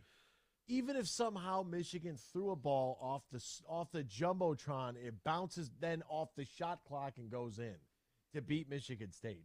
We all know the reality of the situation. This is not a good basketball team. They're not good. Like, I don't know what else to really say about them. Like, Hunter Dickinson can't play 23 minutes and go for 6 and 2 and 3 assists. That doesn't work. You're 6 of 22 from 3. You got one guy, Jet, who's 5 of 7. By the way, I don't know if you noticed this. Jet can't go left. He cannot go left. Every play is set up for him on the left wing, and if he catches the ball on the right wing, he's going baseline. I guarantee it. I'll bet you everything I got. He just doesn't go left. Doug, the floater. But how do you get to that level and you can't use your Because you're left better hand? than everybody. I mean, you're 6'7", and you could shoot it. Like, I mean, you're just better than everybody that you play against as a kid. But yeah, that left hand that's a concern. That's a huge concern. You're not just going to learn to fix that overnight. You're right. But if your, professional athlete father was saying, hey, you're better than everybody with your right hand, you should just try and play with your left hand for a few games, it would all have been fine. Yeah. Yeah, probably. But this team is, 6 of 22 from 3. Stop shooting it. Get to the basket. You only shot 8 free throws in the whole game. And the big difference here, and this is a Penn State team that Michigan beat earlier in the year. This Penn State team is old. Everybody on their roster is over the age of 23. It's crazy. And this wildly, wildly inconsistent to come out there and have a 5-point loss to the number 1 team in the country, Purdue, and then to respond or not respond at all is troublesome. And this Penn State team reminds me kind of like early Beeline teams of like everyone can shoot a 3 and it's live or die. Like they just kind of have that feeling just set up of just like, don't leave them open. Don't let them get in a rhythm or they'll drop 50 in the first half and not seem unconscious from beyond the arc. Because the second half, it seemed like they weren't making any shots. But they already had a 20-point lead at half against Michigan, who's, I don't know their offensive rankings. They're just not good offensively. They're not as bad. Like, dude, when you think about it, I'm like, oh, Michigan's got to be like bottom of the Big Ten in offensive efficiency. They're really not that bad. Like, they're ranked in the top half of the conference, which to me is just preposterous. But, I mean, you give up 50, at some point it's a pride thing. And then in the early stages of the second half, I'm like, this is embarrassing. That's what this is. This is bad. And rightfully so. Michigan fans are irate. They've taken their pitchforks to the Twitterverse, and they've gone mad. And then the Izzo kids travel to Mackey. Take on Zach Edey and those pesky 7-footers. They got another 7-footer hanging out, too, by the way. Another How one. much does he weigh? He's big. He's Isaac Harms big. Big. Is that was his name, right? No. Isaac Haas. Isaac Haas. And the other kid was what was the Harms kid's first name? He was the thinner, tall Matt version. Harms? Maybe. He was Isaac Haas's like little brother. Both were 7 feet tall. Yeah, but Harms weighed like 100 pounds. Yeah. And tried to play on the 3-point line. 3 bills. This kid is from Stockholm, Sweden, and he is an absolute monster. NCAA, first off, investigate Matt Painter just to see where his farm is. I'm just a little tired of that. Was Tom Izzo upset over a lack of I don't know. 3 seconds from Zach Edey? Is that what I saw? I don't know. Like, I saw the Spike Ulbrich tweet, but I don't know who that original tweet was from. So I don't know. But, yeah, Purdue legend Spike Ulbrich, right? That's right. Yeah. So, other than that, like, I had no hope going into this game. Like, you lose by Purdue 1 at home. It's like, okay, and you needed a 30-point performance from your guard to keep up. It doesn't solve the issue of you still can't guard Zach Edey because you have no one that can match up with him. Does anybody? I mean, he gave Hunter, Hunter, but he Hunter gave can Hunter ma- the business. But still, Hunter can at least Stand there. Where it's like, Zach Edey can just breathe and just, move, take a half step and just be right under the basket. And it's like, if you're not keeping up, Joey Hauser going scoreless in the first half. Like, you can't have that when you need to keep up with Purdue, because they can just keep feeding the post and keep building a lead.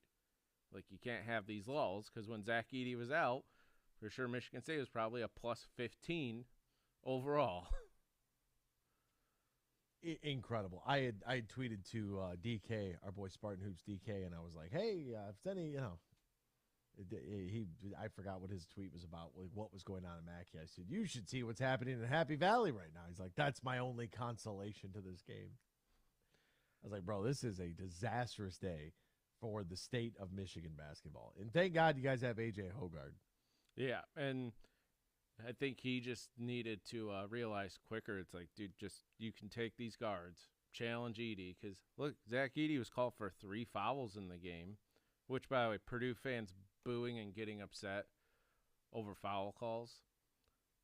Their one player was complaining about a foul that was called on him. It was Purdue's second foul of the game 19 minutes into the game, and they're complaining. They're fundamentally sound, Ryan. They don't foul anybody. By the way, Edey in the box only had 2. Oh, 2. So who knows? Maybe that was one of those where he's around the play and they charge it to somebody else. I've seen that happen. Say he did elbow Jackson Kohler in the face, and it was a foul on Kohler for standing there. A's in the cylinder, right? Is that what they said? They gave this motion. It wasn't like a hard elbow. It was just like the one time Zach Edey's elbows came above someone's shoulder, and then the arms got tangled up. They said, watching Zach Edey, like, as much as he doesn't get foul calls, like, watching him, like, he keeps those elbows low and tight. He does play a very clean game. He gets beat up, too. Right, and he takes does. a pounding. I had asked one official who was at he's a Big Ten and MAC official, and I just asked him, I said, how do you officiate Zach Edey? And he's like, it's impossible.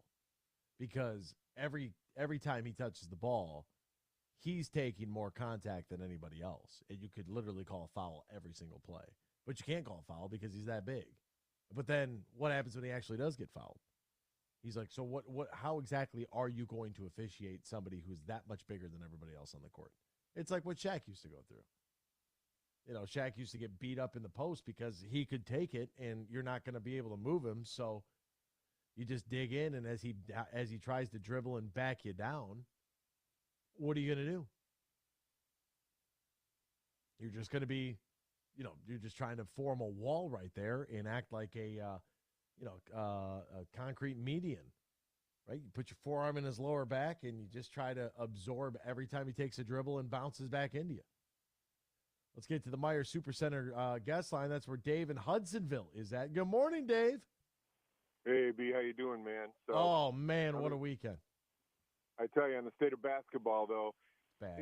It's becoming pretty clear a little bit that you're right, Michigan is bad.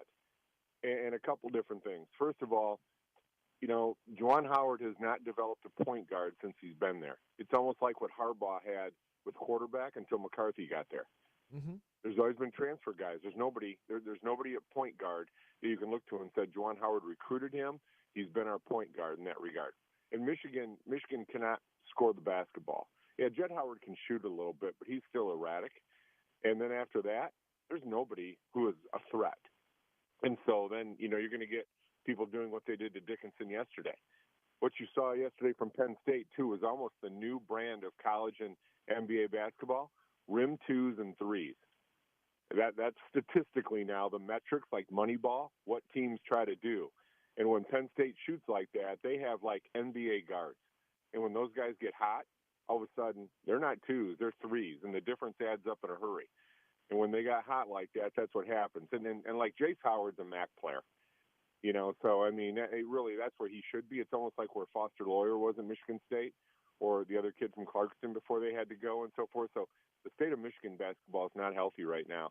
Michigan State is a very tough team mentally. They have good guards, so they can play with people. and they always talk about in the tournament, when you have good guards, you can compete. It's too bad that Foster, I'm a Spartan, but it's too bad Dickinson doesn't play for Michigan State, because if Dickinson was on Michigan State, it'd be a top 10 team. That's the piece that Michigan State is missing. They've always had really solid post players, but right now they're missing that other big post, and next year they get their best recruiting classes those ever had. But there's a hole in the post for Michigan State, and you can take Hauser away really easily because he's not very athletic. But Michigan State's just tougher and better, but they're still, Michigan State's probably a 15 to 25 team when they're playing well. Maybe closer to 10 when they get like Kentucky or something else. I don't disagree with any of that, Dave. To be honest with you. Yeah, I mean, I think Howard's in a point now where I don't think he knows kind of what to do sometimes. It just looks like they're going out almost like an NBA season. You don't know what you're going to get, like watching the Pistons, in that regard.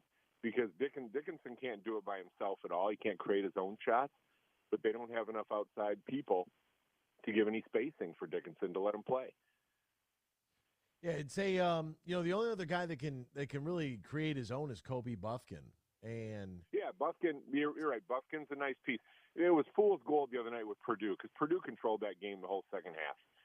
Joey Baker banks in a three, and then Edey turns one over with a minute and a half to go, and then Edey misses 2 free throws. That was easily a 10 to 12 or 13-point game. Oh, I mean, they run a 15-0 run over, or 15-2 run over 4:55, I think. Yeah. These scoring droughts have to stop. Everything is so stagnant. You'll watch, there's a couple of early actions in Michigan's offense to get the ball to where they want it to go, and then it's a lot of standing around. There's no movement on the back third of the court. You split the court into threes. When you're looking at it, so your paint is your middle third, and then you have your right third and your left third. The ball's on the right wing. Everybody on the left side of the floor is just standing around. No one's ever going to screen away to try to create a shot for anybody else. And it doesn't matter if you create a shot for somebody else because they don't shoot it well enough. Like, plain and simple. They have no shooting. Michigan State will get in the tournament. People won't want to play them because of Izzo and how hard they play in their guards. And they might win a couple games, but they've just got a hole in the post. Sissoko works hard, but Madi's a 2. He's a guy who you share posts with. So when they get their when Izzo, it'll be interesting next year when Fears and Booker and these guys get in next year. It's going to be interesting because Michigan State's going to reload. And Malik Hall's been hurt, so we'll see what happens. But State can develop into a good team, but, who can come up and bite you and do that. But right now, I tell you, they're not. Michigan's in the latter third of the Big Ten. Yeah, that's exactly where they're at. They're in the bottom third of the standings. David Hudsonville, appreciate the call this morning, my friend. Sorry, I'm so disheveled. So disheveled and disappointed, I don't even know what to say.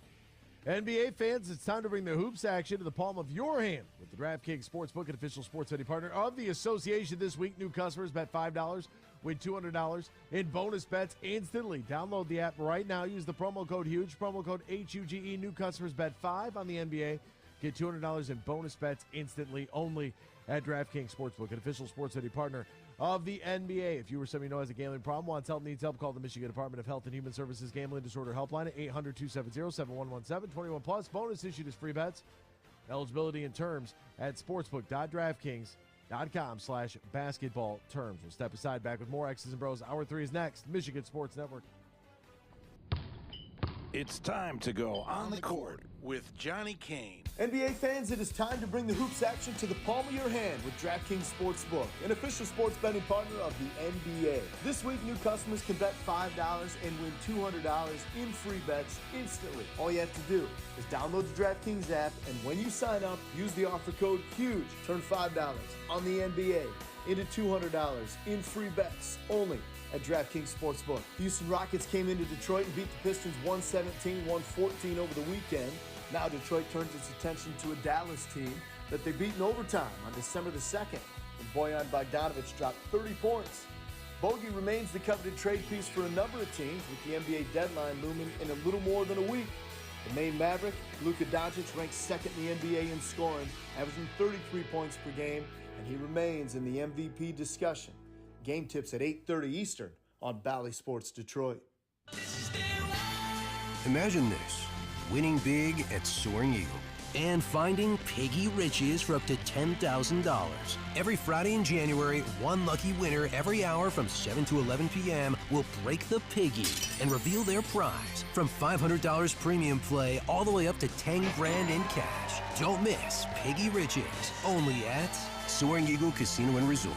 Your getaway reimagined. Visit SoaringEagleCasino.com for complete rules and details. Get more for your money at Meijer. Everyone loves a soup and salad combo, so stock up to make your own at home. Right now, Earthbound Farm Organic Salads are buy one, get one for $1. Swanson's Broth is buy 5, save $5. And Frederick's by Meijer Shrimp is buy one, get one 50% off. Top it off with buy 5, save $5 on Kraft shredded or chunk cheese. Plus, pay the same low Meijer prices no matter how you shop, in-store or online. Exclusions apply. See all the deals in the Meijer app. They say consistency is the key to success. They weren't wrong. So how about grabbing a beer that's consistently smooth, consistently refreshing, and consistently light? You might just find that the road to success can be pretty enjoyable. Michelob Ultra, the perfect balance of taste and refreshment, and only 2.6 carbs and 95 calories. It's only worth it if you enjoy it. Enjoy responsibly. Anheuser-Busch Michelob Ultra Light Beer, St. Louis, Missouri.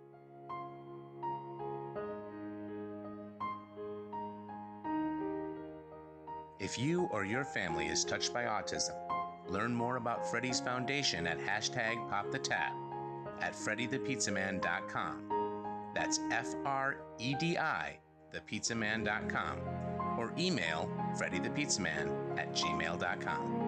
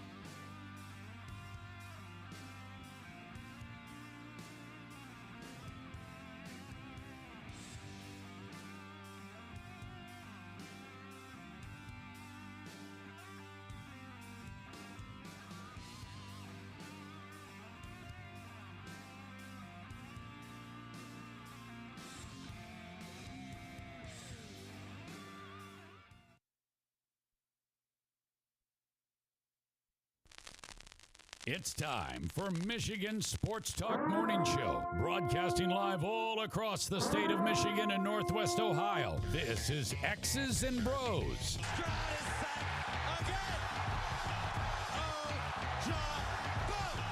Swings it out to Sadiq Bey. Defended in the corner! To Abdul-Rahman at midcourt. Extra pass. And it goes for the win! The three-pointer by Jordan Poole!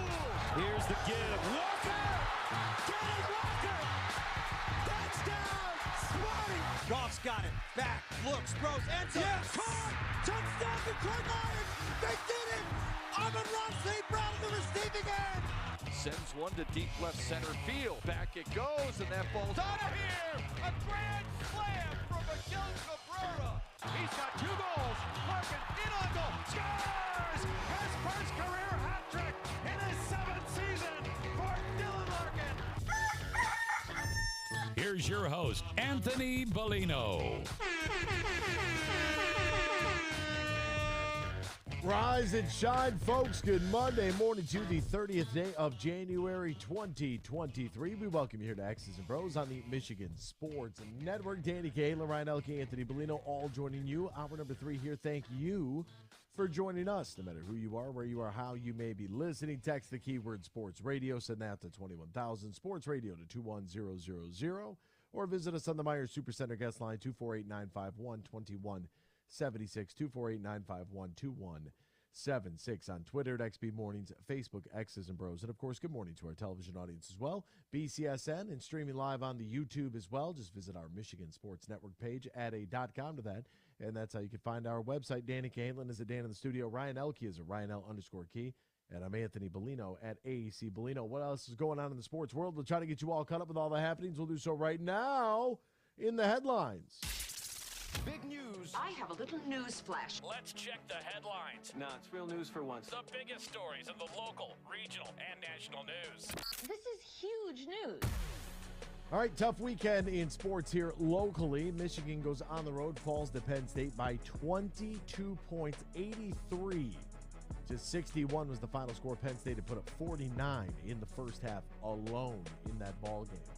The number 1 Purdue Boilermakers beat the Michigan State Spartans 77-61 inside Mackey Arena. Zach Edey continues to have his field day and completely feast on all of the Big Ten at 7 feet 4 inches tall. Over the weekend, the Detroit Red Wings lost on the road to the New York Islanders 2-0. They now hit the break for the All-Star game, so their next game won't be until February 7th. They hit the break at 21-19-8 overall.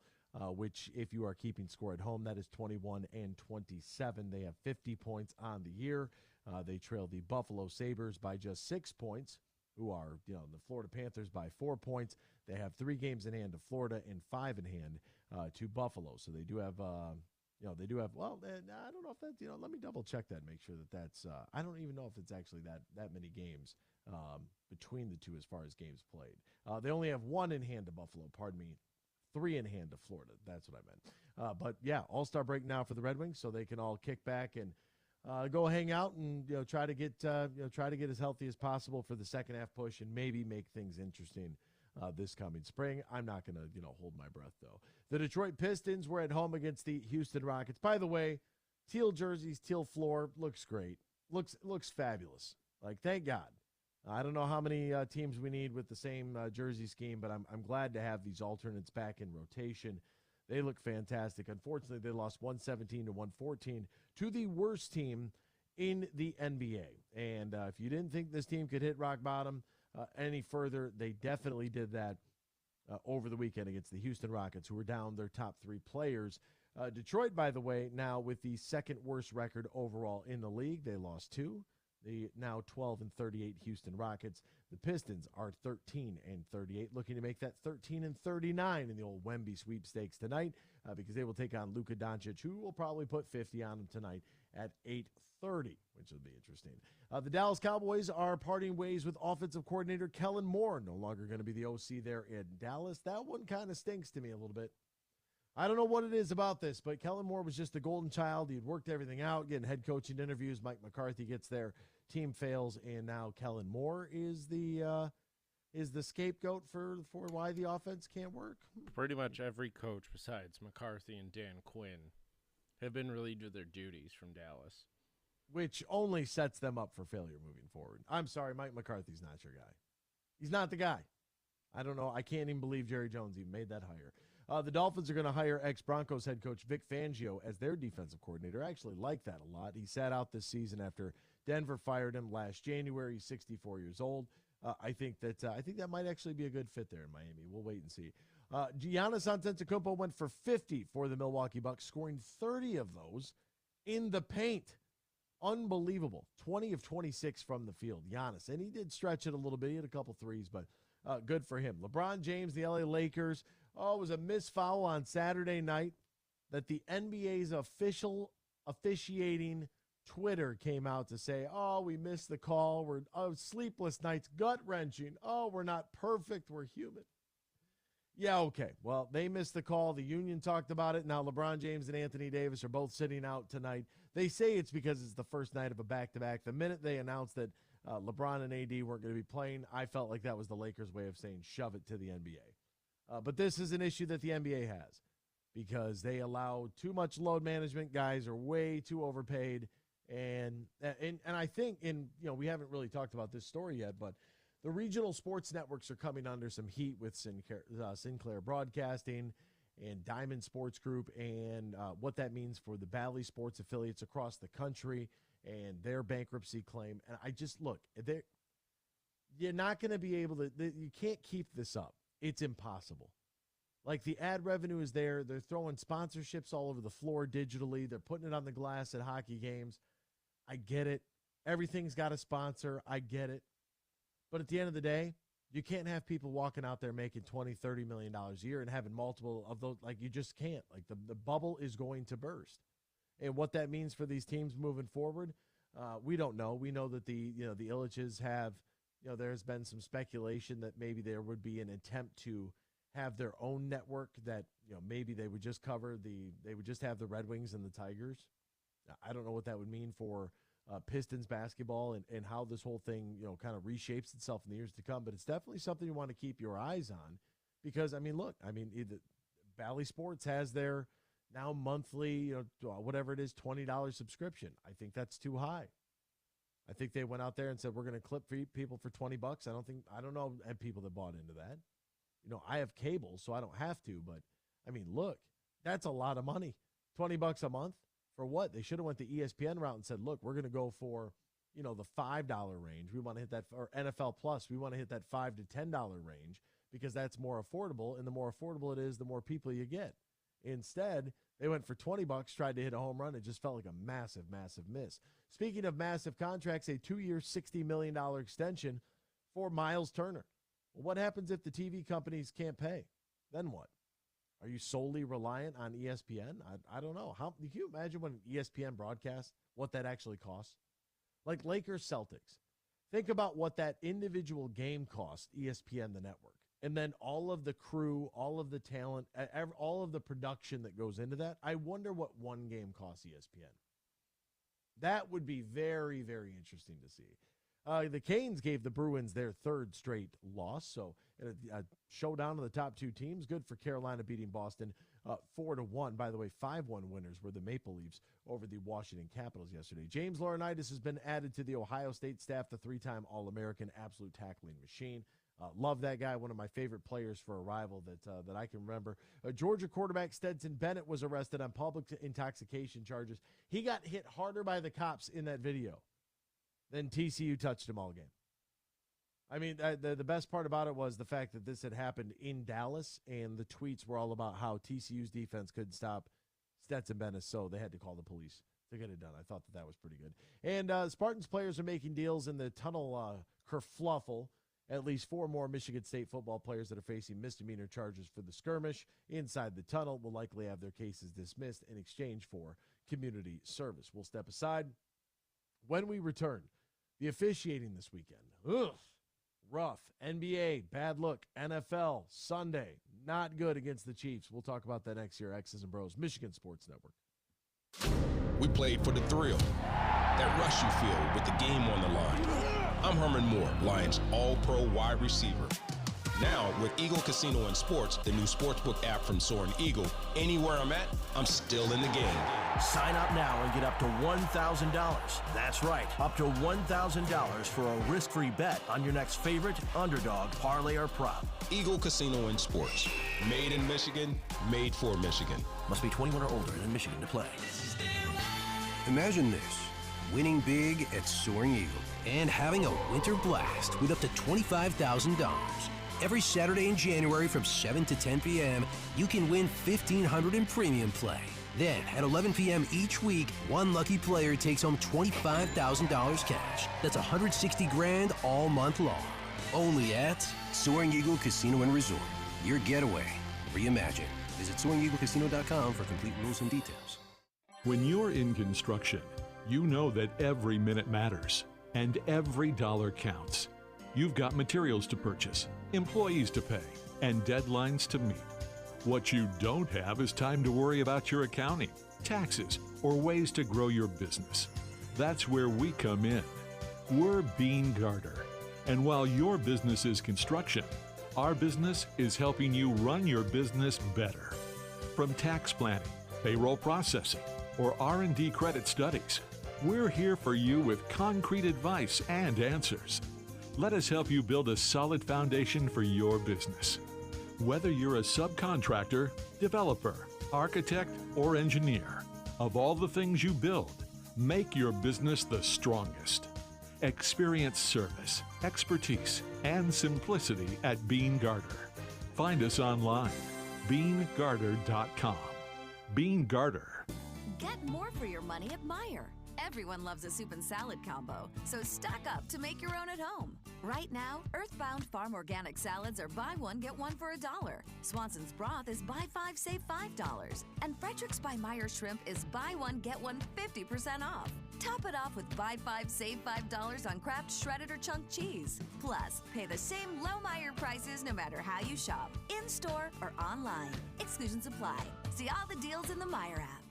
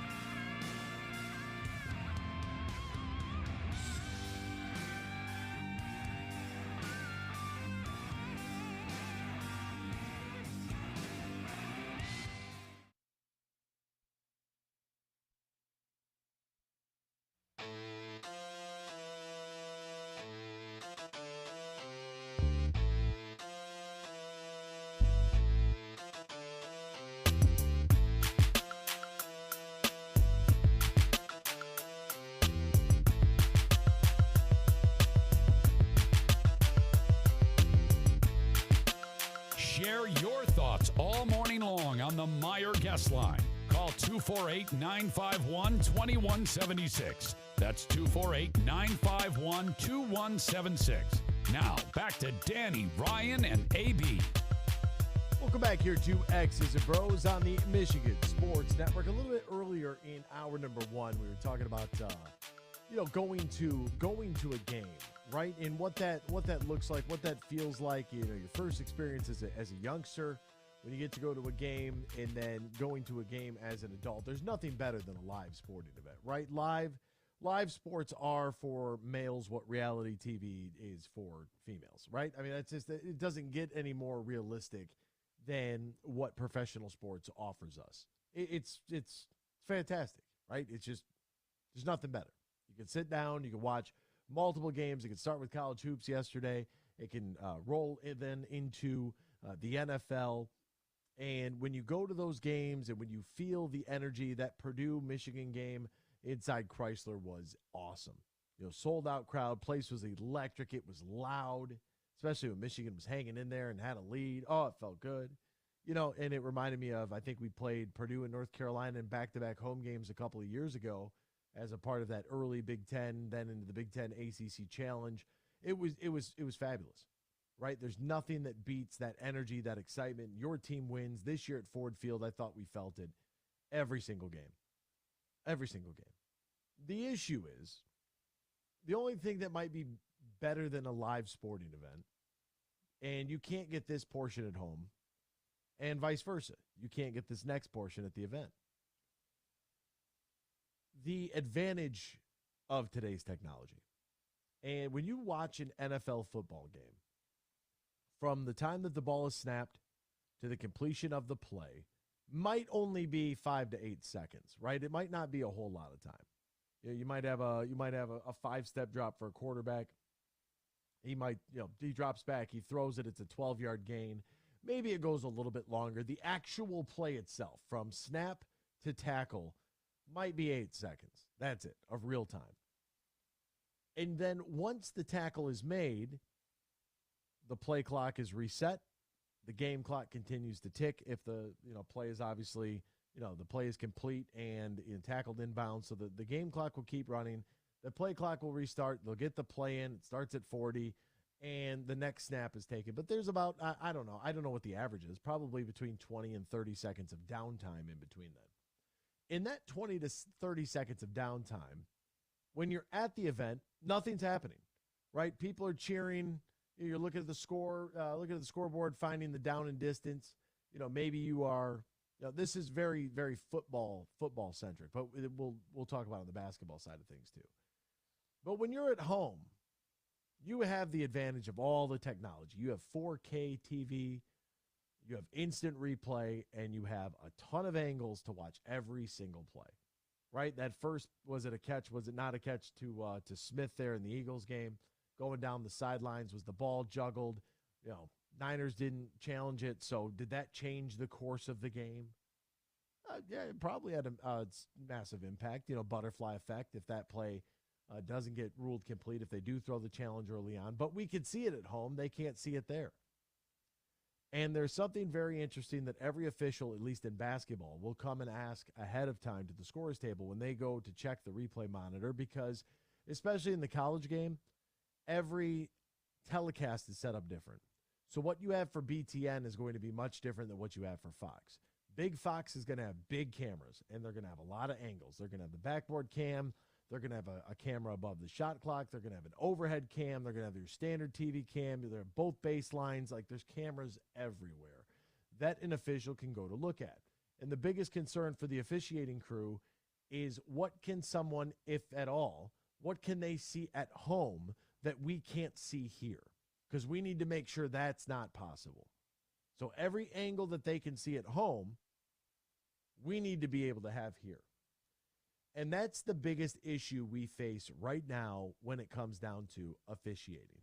So the final play of the game, not the kick, but the Patrick Mahomes scramble. On the Patrick Mahomes scramble, there is a debatable call whether or not it is a hold on Kansas City or not. If you're a Bengals fan, you're blatantly screaming at the television, that's a hold. probably some expletives in there as well. If you're just watching the game as a casual fan, you're neutral to either side, you might have missed it, but then you saw Patrick Mahomes get shoved out of bounds by Osai, tack on the penalty. Here comes Harrison Butker. Kick is up, kick is good. Kansas City's going to the Super Bowl. And what we saw over and over and over again were the replays of everything in that game. Right? Even then, we even have the opportunity to pause live TV to see the official trying to run in to spot the ball a half a yard forward on the third down play that was ran that then was nope, do over. Hold on a second. Timeout. Wait a minute. We didn't mean we got to hold on. This official blew the ball dead. This play never should have happened. Another third down opportunity for Kansas City. Does it look suspicious? Absolutely it does. If you go back and you pause the TV, you can see the official trying to run in to get the play to stop. No one can hear him. It's loud. But we have this advantage at home going back to the Lakers-Celtics game.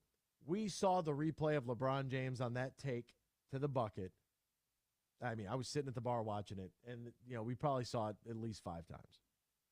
That's probably pretty light, but regardless, it's probably about 5 times minimum. We could all see it was a foul. LeBron James loses his gourd, goes crazy. He's on his knees, hands in his head. Oh, my God. Went down as the Passion of the Christ. Couldn't believe it. What a travesty. Did he get fouled? Yes. Did the refs miss it? Yes. But there were multiple times in that game where players were calling for specific plays to be replayed. They had called a foul on, I believe it was a foul on the Celtics that they wanted to be replayed there at the end. Maybe it was the end of the fourth quarter. Officials go back, no foul on the call, so they win the review. We can't go back and review everything because that's going to kill how long it takes. Like, the one thing that professional sports have figured out is they have figured out, at least at the football side of things, they have figured out how to keep the game moving. They've kept most games to 3 hours, right around that 3:15 range. If it's a playoff game, expanded media timeouts for the commercial value. Okay, so the game might be a little bit longer, but we don't really have a timing issue in the NFL anymore. They got rid of the kick timeout, the extra point, then a media timeout, then the kickoff, then a media timeout. They did away with that. That was something that needed to be done. This is where college football struggles so much in the timing of it. College basketball at the end of the game is painful. They go to the replay monitor every single play. And for folks that want a sky judge to call every single play, yes, it's burned my team. Roman Wilson burned my team in the college football playoff semifinal. That was a touchdown. They ruled it down at the goal line. They fumble on the ensuing play. The butterfly effect. If he scores a touchdown, how does that change the dynamic of the game? We will never know. But we can't go back and consistently replay every single thing. They're going to try to find a consistent strike zone. They're going to tinker with the robo-umps and see what happens in Major League Baseball. Maybe it'll work. I just don't know when the strike zone became just a box. That's really my issue with it. The strike zone is supposed to be your knees to just under the letters. That's definitely not the same on every person. I can promise you. Yeah, Aaron Judge and Jose Altuve's strike zone is going to be a little bit different. Just a little bit. Not a lot. I don't know. I don't know how you. I agree they need something, but the strike zones are still going to vary based on your height. So do we need to change that then, so that the strike zone is consistent even if the build of the player is very much inconsistent? Here is the strike zone, so every pitcher knows every single day this is the area I got to put it in. And if you're 5'7", 5'6", sorry about your luck. You're going to be swinging a little high. We'll step aside. We'll come back. We'll be right back here on X's and Bros, Michigan Sports Network. Get more for your money at Meijer. Everyone loves a soup and salad combo, so stock up to make your own at home. Right now, Earthbound Farm Organic Salads are buy one, get one for $1. Swanson's Broth is buy 5, save $5. And Frederick's by Meijer Shrimp is buy one, get one 50% off. Top it off with buy 5, save $5 on Kraft shredded or chunk cheese. Plus, pay the same low Meijer prices no matter how you shop, in-store or online. Exclusions apply. See all the deals in the Meijer app. From planting a simple seed to managing a global food supply, growing, processing, and distributing food is the backbone of America. You deal with food safety and labor issues, cost control, and not to mention Mother Nature. But do you have time to explore research development and biotechnical tax credits? Properly administer payroll for temporary employees. Ensure that you're operating at your most profitable? That's where we come in. We're Bean Garter. And while your business is America's food supply, our business is helping you run your business better. We'll assist with tax credits, assess your processes and controls, and so much more. And while we may not be able to help you plant your crops, we can help you realize a rich financial harvest. From the family farm to worldwide distribution of all the things you grow, grow your business better. Experience service, expertise, and simplicity at Bean Garter. Find us online, beangarter.com. Bean Garter.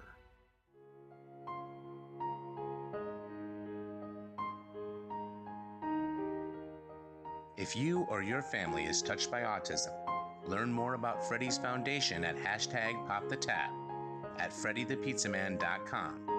That's FREDI, thepizzaman.com, or email freddythepizzaman@gmail.com.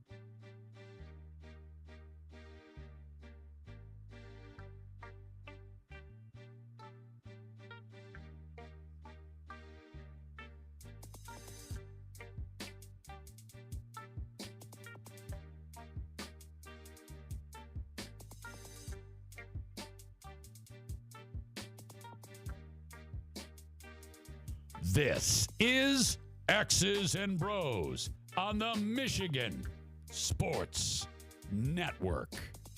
Welcome back here, X's and Bros, Michigan Sports Network. Great to have you riding along with us, no matter who you are, where you are, how you may be listening, as we get ready for Chiefs and Eagles. Jalen Hurts taking on Patrick Mahomes. Could be a good debate over the MVP discussion here. Text the keyword Sports Radio. Send that to 21,000. Sports Radio to 21000.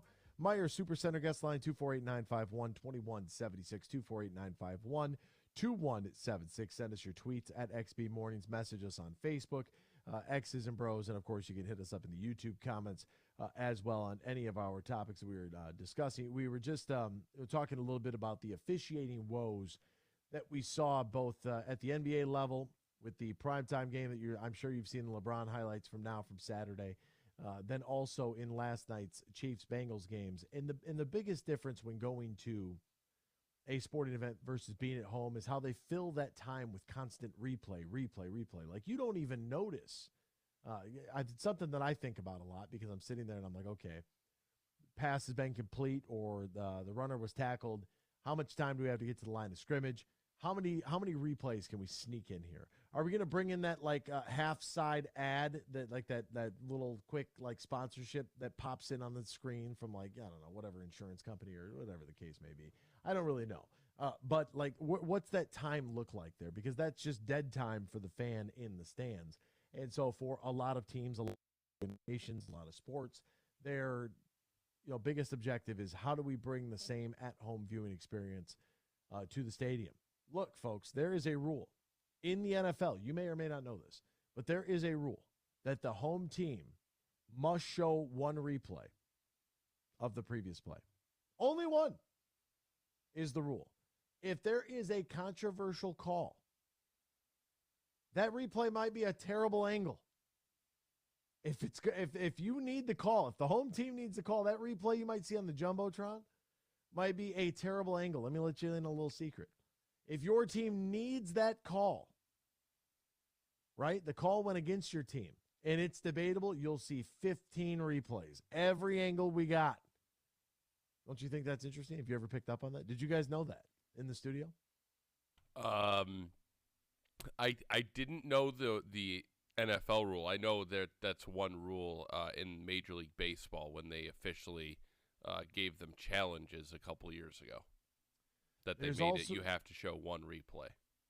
There's also this, I don't know if it's a written rule or what it is, but do not intentionally make the officials look bad, which is kind of like one of the unwritten rules. Did you see, was it Sirianni yesterday? And he did a stomp around the referee, did the whole circled him. I was like, oh boy. No, I didn't see that. Yeah, he did. Sirianni and Shanahan they were flirting the lines of getting flagged. I don't know why refs put up with it. Right. Flag them immediately. There is a certain level of respect, even if you disagree with what's taking place. They're still in the position of power. You might hate the call. You still got to respect them. I had to sit next to Purdue's SID. That guy, there are certain rules you have to follow. No cheering in the press box is that's written down, and that's on every wall in every press box. I don't spend a lot of time in actual press boxes around media members, so I couldn't tell you if this is something that is an epidemic that is plaguing press boxes across the world. But I could tell you this much. When you're at the scorer's table, dude, don't yell at the refs. What is wrong with you? I know you're invested in your team and everything because you're the sports information director. Oh, I get it. But what are you barking about calls for? That, first off, they can't hear you. Secondly, you sound ridiculous. Third, that needs to be nipped in the bud ASAP. That's some Horizon League level stuff. This is the Big Ten. Come on. Act appropriately. You know how many times I've wanted to lose my mind, but you can't do anything? All you can do is basically cover your mouth and whisper whoever's next to you and talk about what you just saw just to get it out of your system. It's craziness. Craziness.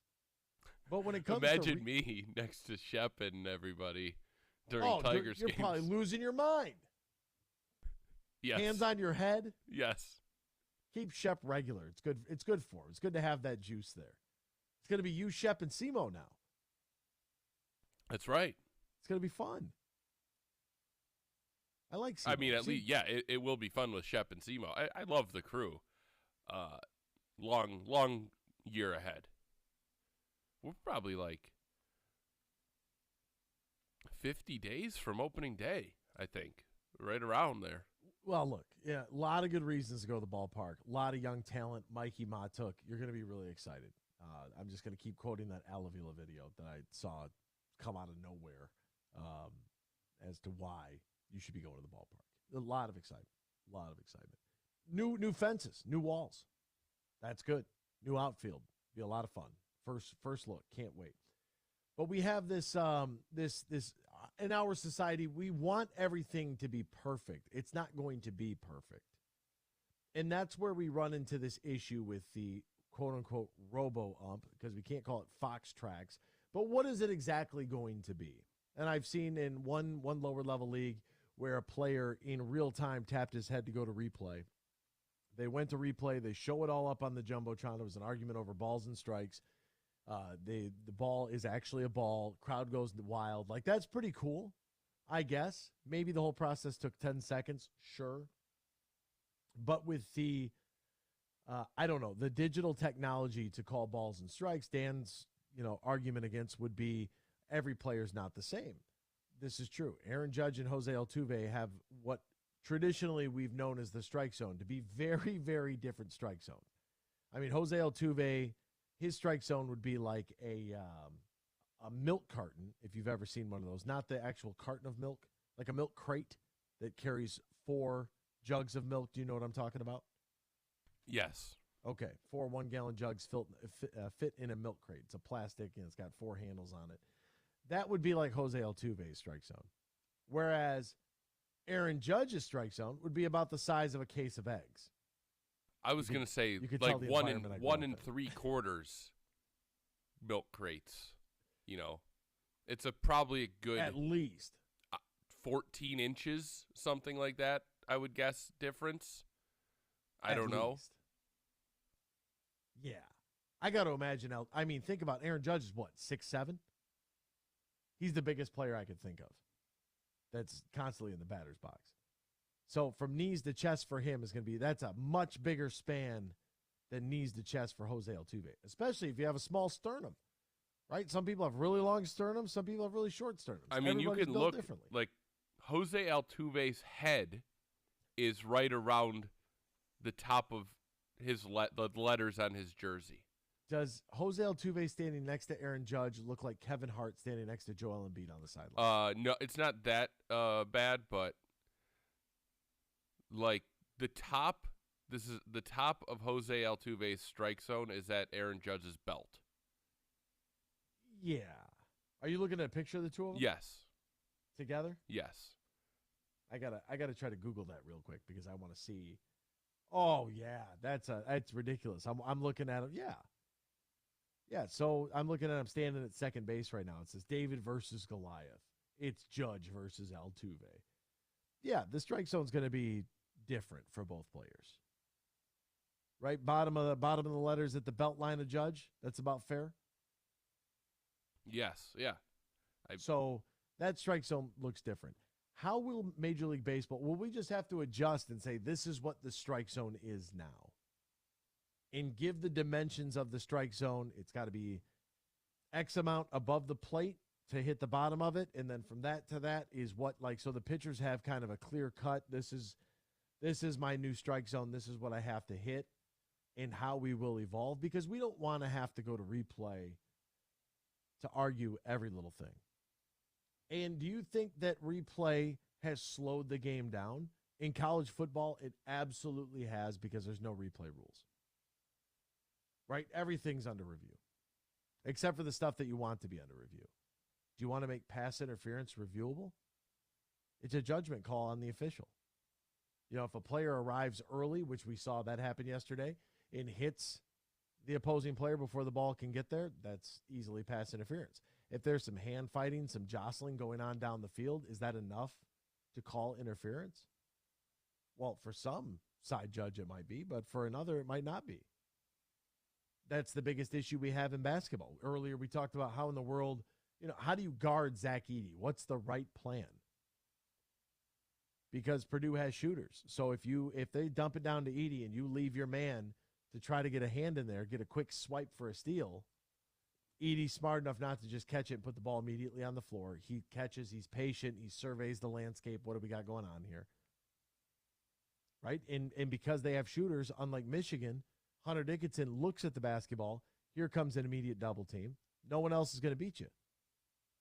And no one's cutting to the basket hard enough to be able to get a pass. So, I'm going down a completely different angle than what I wanted to. But how are you going to officiate? What is going to be called a foul against Zach Edey? And is he officiated differently on how somebody like A.J. Hoggard would be officiated? Well, absolutely. They're different size humans, right? So different strokes for different folks. And you don't want to go back and you don't want to have fouls being reviewed. Right, you get under a certain time limit. Now we're going to review who touched the ball last. You want to be able to get that right, so you have the right person. The right team is able to inbound the basketball, and we're not having this. Well, it clearly went off of this guy's hands and bounced out of bounds, but now because the refs missed the call, like we can all see it at home. Like that's a good reason to have replay. Hopefully you can get it done in a pretty expedited process that doesn't always happen in college basketball. In college football, it has slowed down the game immensely where they want to go back, especially if you ever work a MAC game. I mean, those guys got to review everything. At that point, put a sky judge up there and call it down. Is that something we even want to see in football? Do we want to see a sky judge overseeing every single move? I don't know. I certainly don't want it to get to the point where it's soccer, like the VAR, like calling a guy offsides by his toenail. But on the other hand, you want all the calls to be like the catch yesterday early in the Eagles game. Yeah, Devontae Smith. Yeah, that I don't like when he's getting up and saying, run a play. That's a pretty good indication. Yeah, you probably should have thrown the challenge flag. But do I want that to be some guy up in the booth? No, I want to use the challenge flag. You want it to be on the coaches. I mean, we've only been seeing this for 20 years. The challenge, I don't know if I caught it. Hurry, run a play. Throw the dang thing. Yeah, it's a playoff game. That's a pretty good tell. Like that's sitting down at the table and getting dealt pocket rockets and knowing you just start smiling and laughing. It's a pretty good tell. Like this guy might have something in his hand. Maybe we should fold. If I am Shanahan in that moment, and exactly what you said, if their team is rushing to the line of scrimmage to get a playoff, odds are they believe somewhere along the lines they didn't get this right. That he didn't come down with that ball. Don't even allow him to replay. I'm hurling. And I believe after the game, they even said that it was a shell play. Like they had been told early, before the game, hey, if you're unsure, we're just going to run up there and basically just run a play just to get it over with and move on to the next down. And that's what they did. Yep. It's exactly what they did. And nobody else wanted to do anything about it. Everyone's like, oh, okay. Well, I guess this works. Does this past weekend's games, does it clarify MVP for you at all for this year? Who the most valuable player in the league is? According to the broadcast, it's Juju Smith-Schuster, Darius Toney. MVS, he did have a really bad year. He has 4 touchdowns all season, and 2 of them are in back-to-back weeks in the playoffs. Yeah, look, he got his number was called. It was his time to shine. You got a lot of guys you could throw that football to out there. Brock Purdy should get an MVP vote. But I mean, for Jalen Hurts, here's a guy who had 39 yards running, So it brought them up to 160 yards of total offense. That's it. And the Eagles won 31-7. Like, I don't know about you, but I hope that what we do with Patrick Mahomes, and I know his family's annoying, trust me. I'm the leader of get this family off the television. They should delete them off of social media. His brother's a weirdo. His wife is, ugh. Can you imagine? Can you imagine going out to dinner with that? Having to deal with that? Are you nuts? She must have a very particular set of skills. Mahomes did lose a fumble. No picks thrown in the game. 2 picks from Joey Burrow. Mahomes throws for 326, and I don't care if you want to call him Captain Checkdown or not. The guy made the plays when necessary. And in the biggest game of the season, came up huge. Was available for his team. And now we have a matchup of 2 number ones. I don't think that you could say that Patrick Mahomes is not the most valuable player in the league. And what I hope happens is we don't get MVP fatigue to where you just start picking other guys because, oh, it's his turn now. Because that's what happened with LeBron James. LeBron is, the most valuable player in the league and had been for probably a decade straight. Everywhere he went, they were winning games. He was putting up crazy numbers. They were going to the NBA Finals. But how is that not the most valuable player? Is this? I mean, I know they don't give the award out until afterwards, but are we supposed to be counting this? Is this going towards the MVP? Have those votes already been given? Because the regular season MVP might be Justin Jefferson. And how? Because they probably would have won 4 games if he wasn't on the team. And how many would Kansas City have won? He is the motor. You know what I'm saying? I don't disagree, but again, are we talking regular season? Because people love Justin Jefferson. And like you said, the fatigue might be setting in.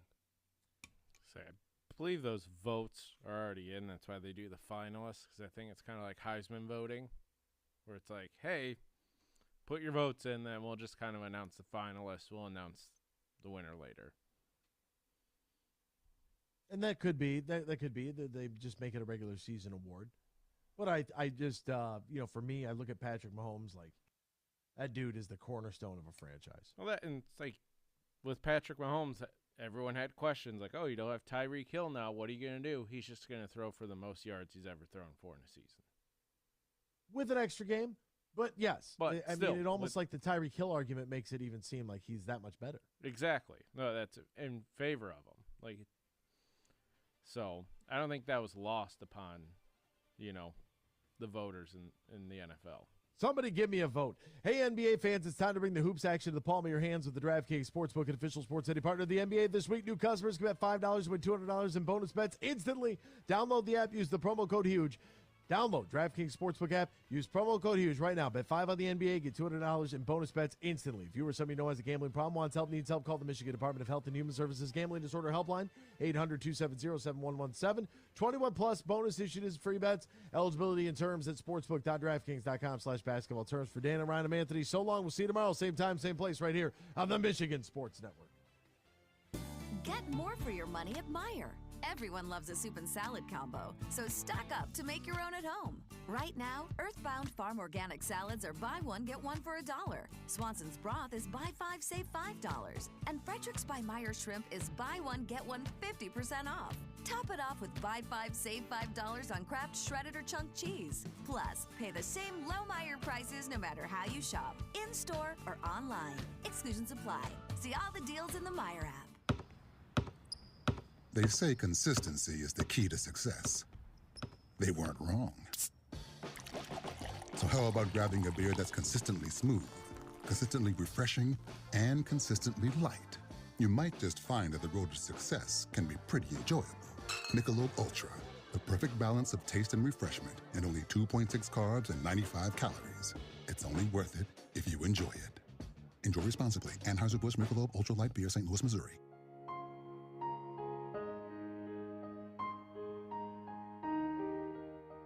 If you or your family is touched by autism, Learn more about Freddy's Foundation at #PopTheTap at FreddyThePizzaman.com.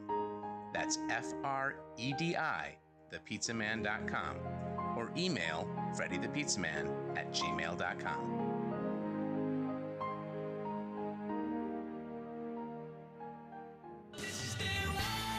Imagine this, winning big at Soaring Eagle and finding piggy riches for up to $10,000. Every Friday in January, one lucky winner every hour from 7 to 11 p.m. will break the piggy and reveal their prize from $500 premium play all the way up to 10 grand in cash. Don't miss Piggy Riches, only at Soaring Eagle Casino and Resort. Your getaway reimagined. Visit SoaringEagleCasino.com for complete rules and details. Bill Simonson here for my good friend Tom Rosenbach. Now, he's a managing partner at Bean Carter. They're one of America's top accounting and business firms. They're based in downtown Grand Rapids. They now have merged with Dorn Mayhew from the east side of the state, and they're stronger than ever before in the state of Michigan, the Midwest, and coast to coast when it comes to your accounting and business needs. Find out more at beangarter.com. That's BEENEGARTR.com. Also, Tom has stepped up with $1,500 in cash in the Beat Huge Pro Football Picks contest. Now, if you beat my picks just 1 week, you'll be in the drawing at the end of the pro football season for $1,500 in cash from Tom Rosenbach and Bean Carter. Thursday night game is always a freebie. You have until Sunday morning to play every week through the big game. You can play once or play every week. Do what you want to, but get your picks in now at the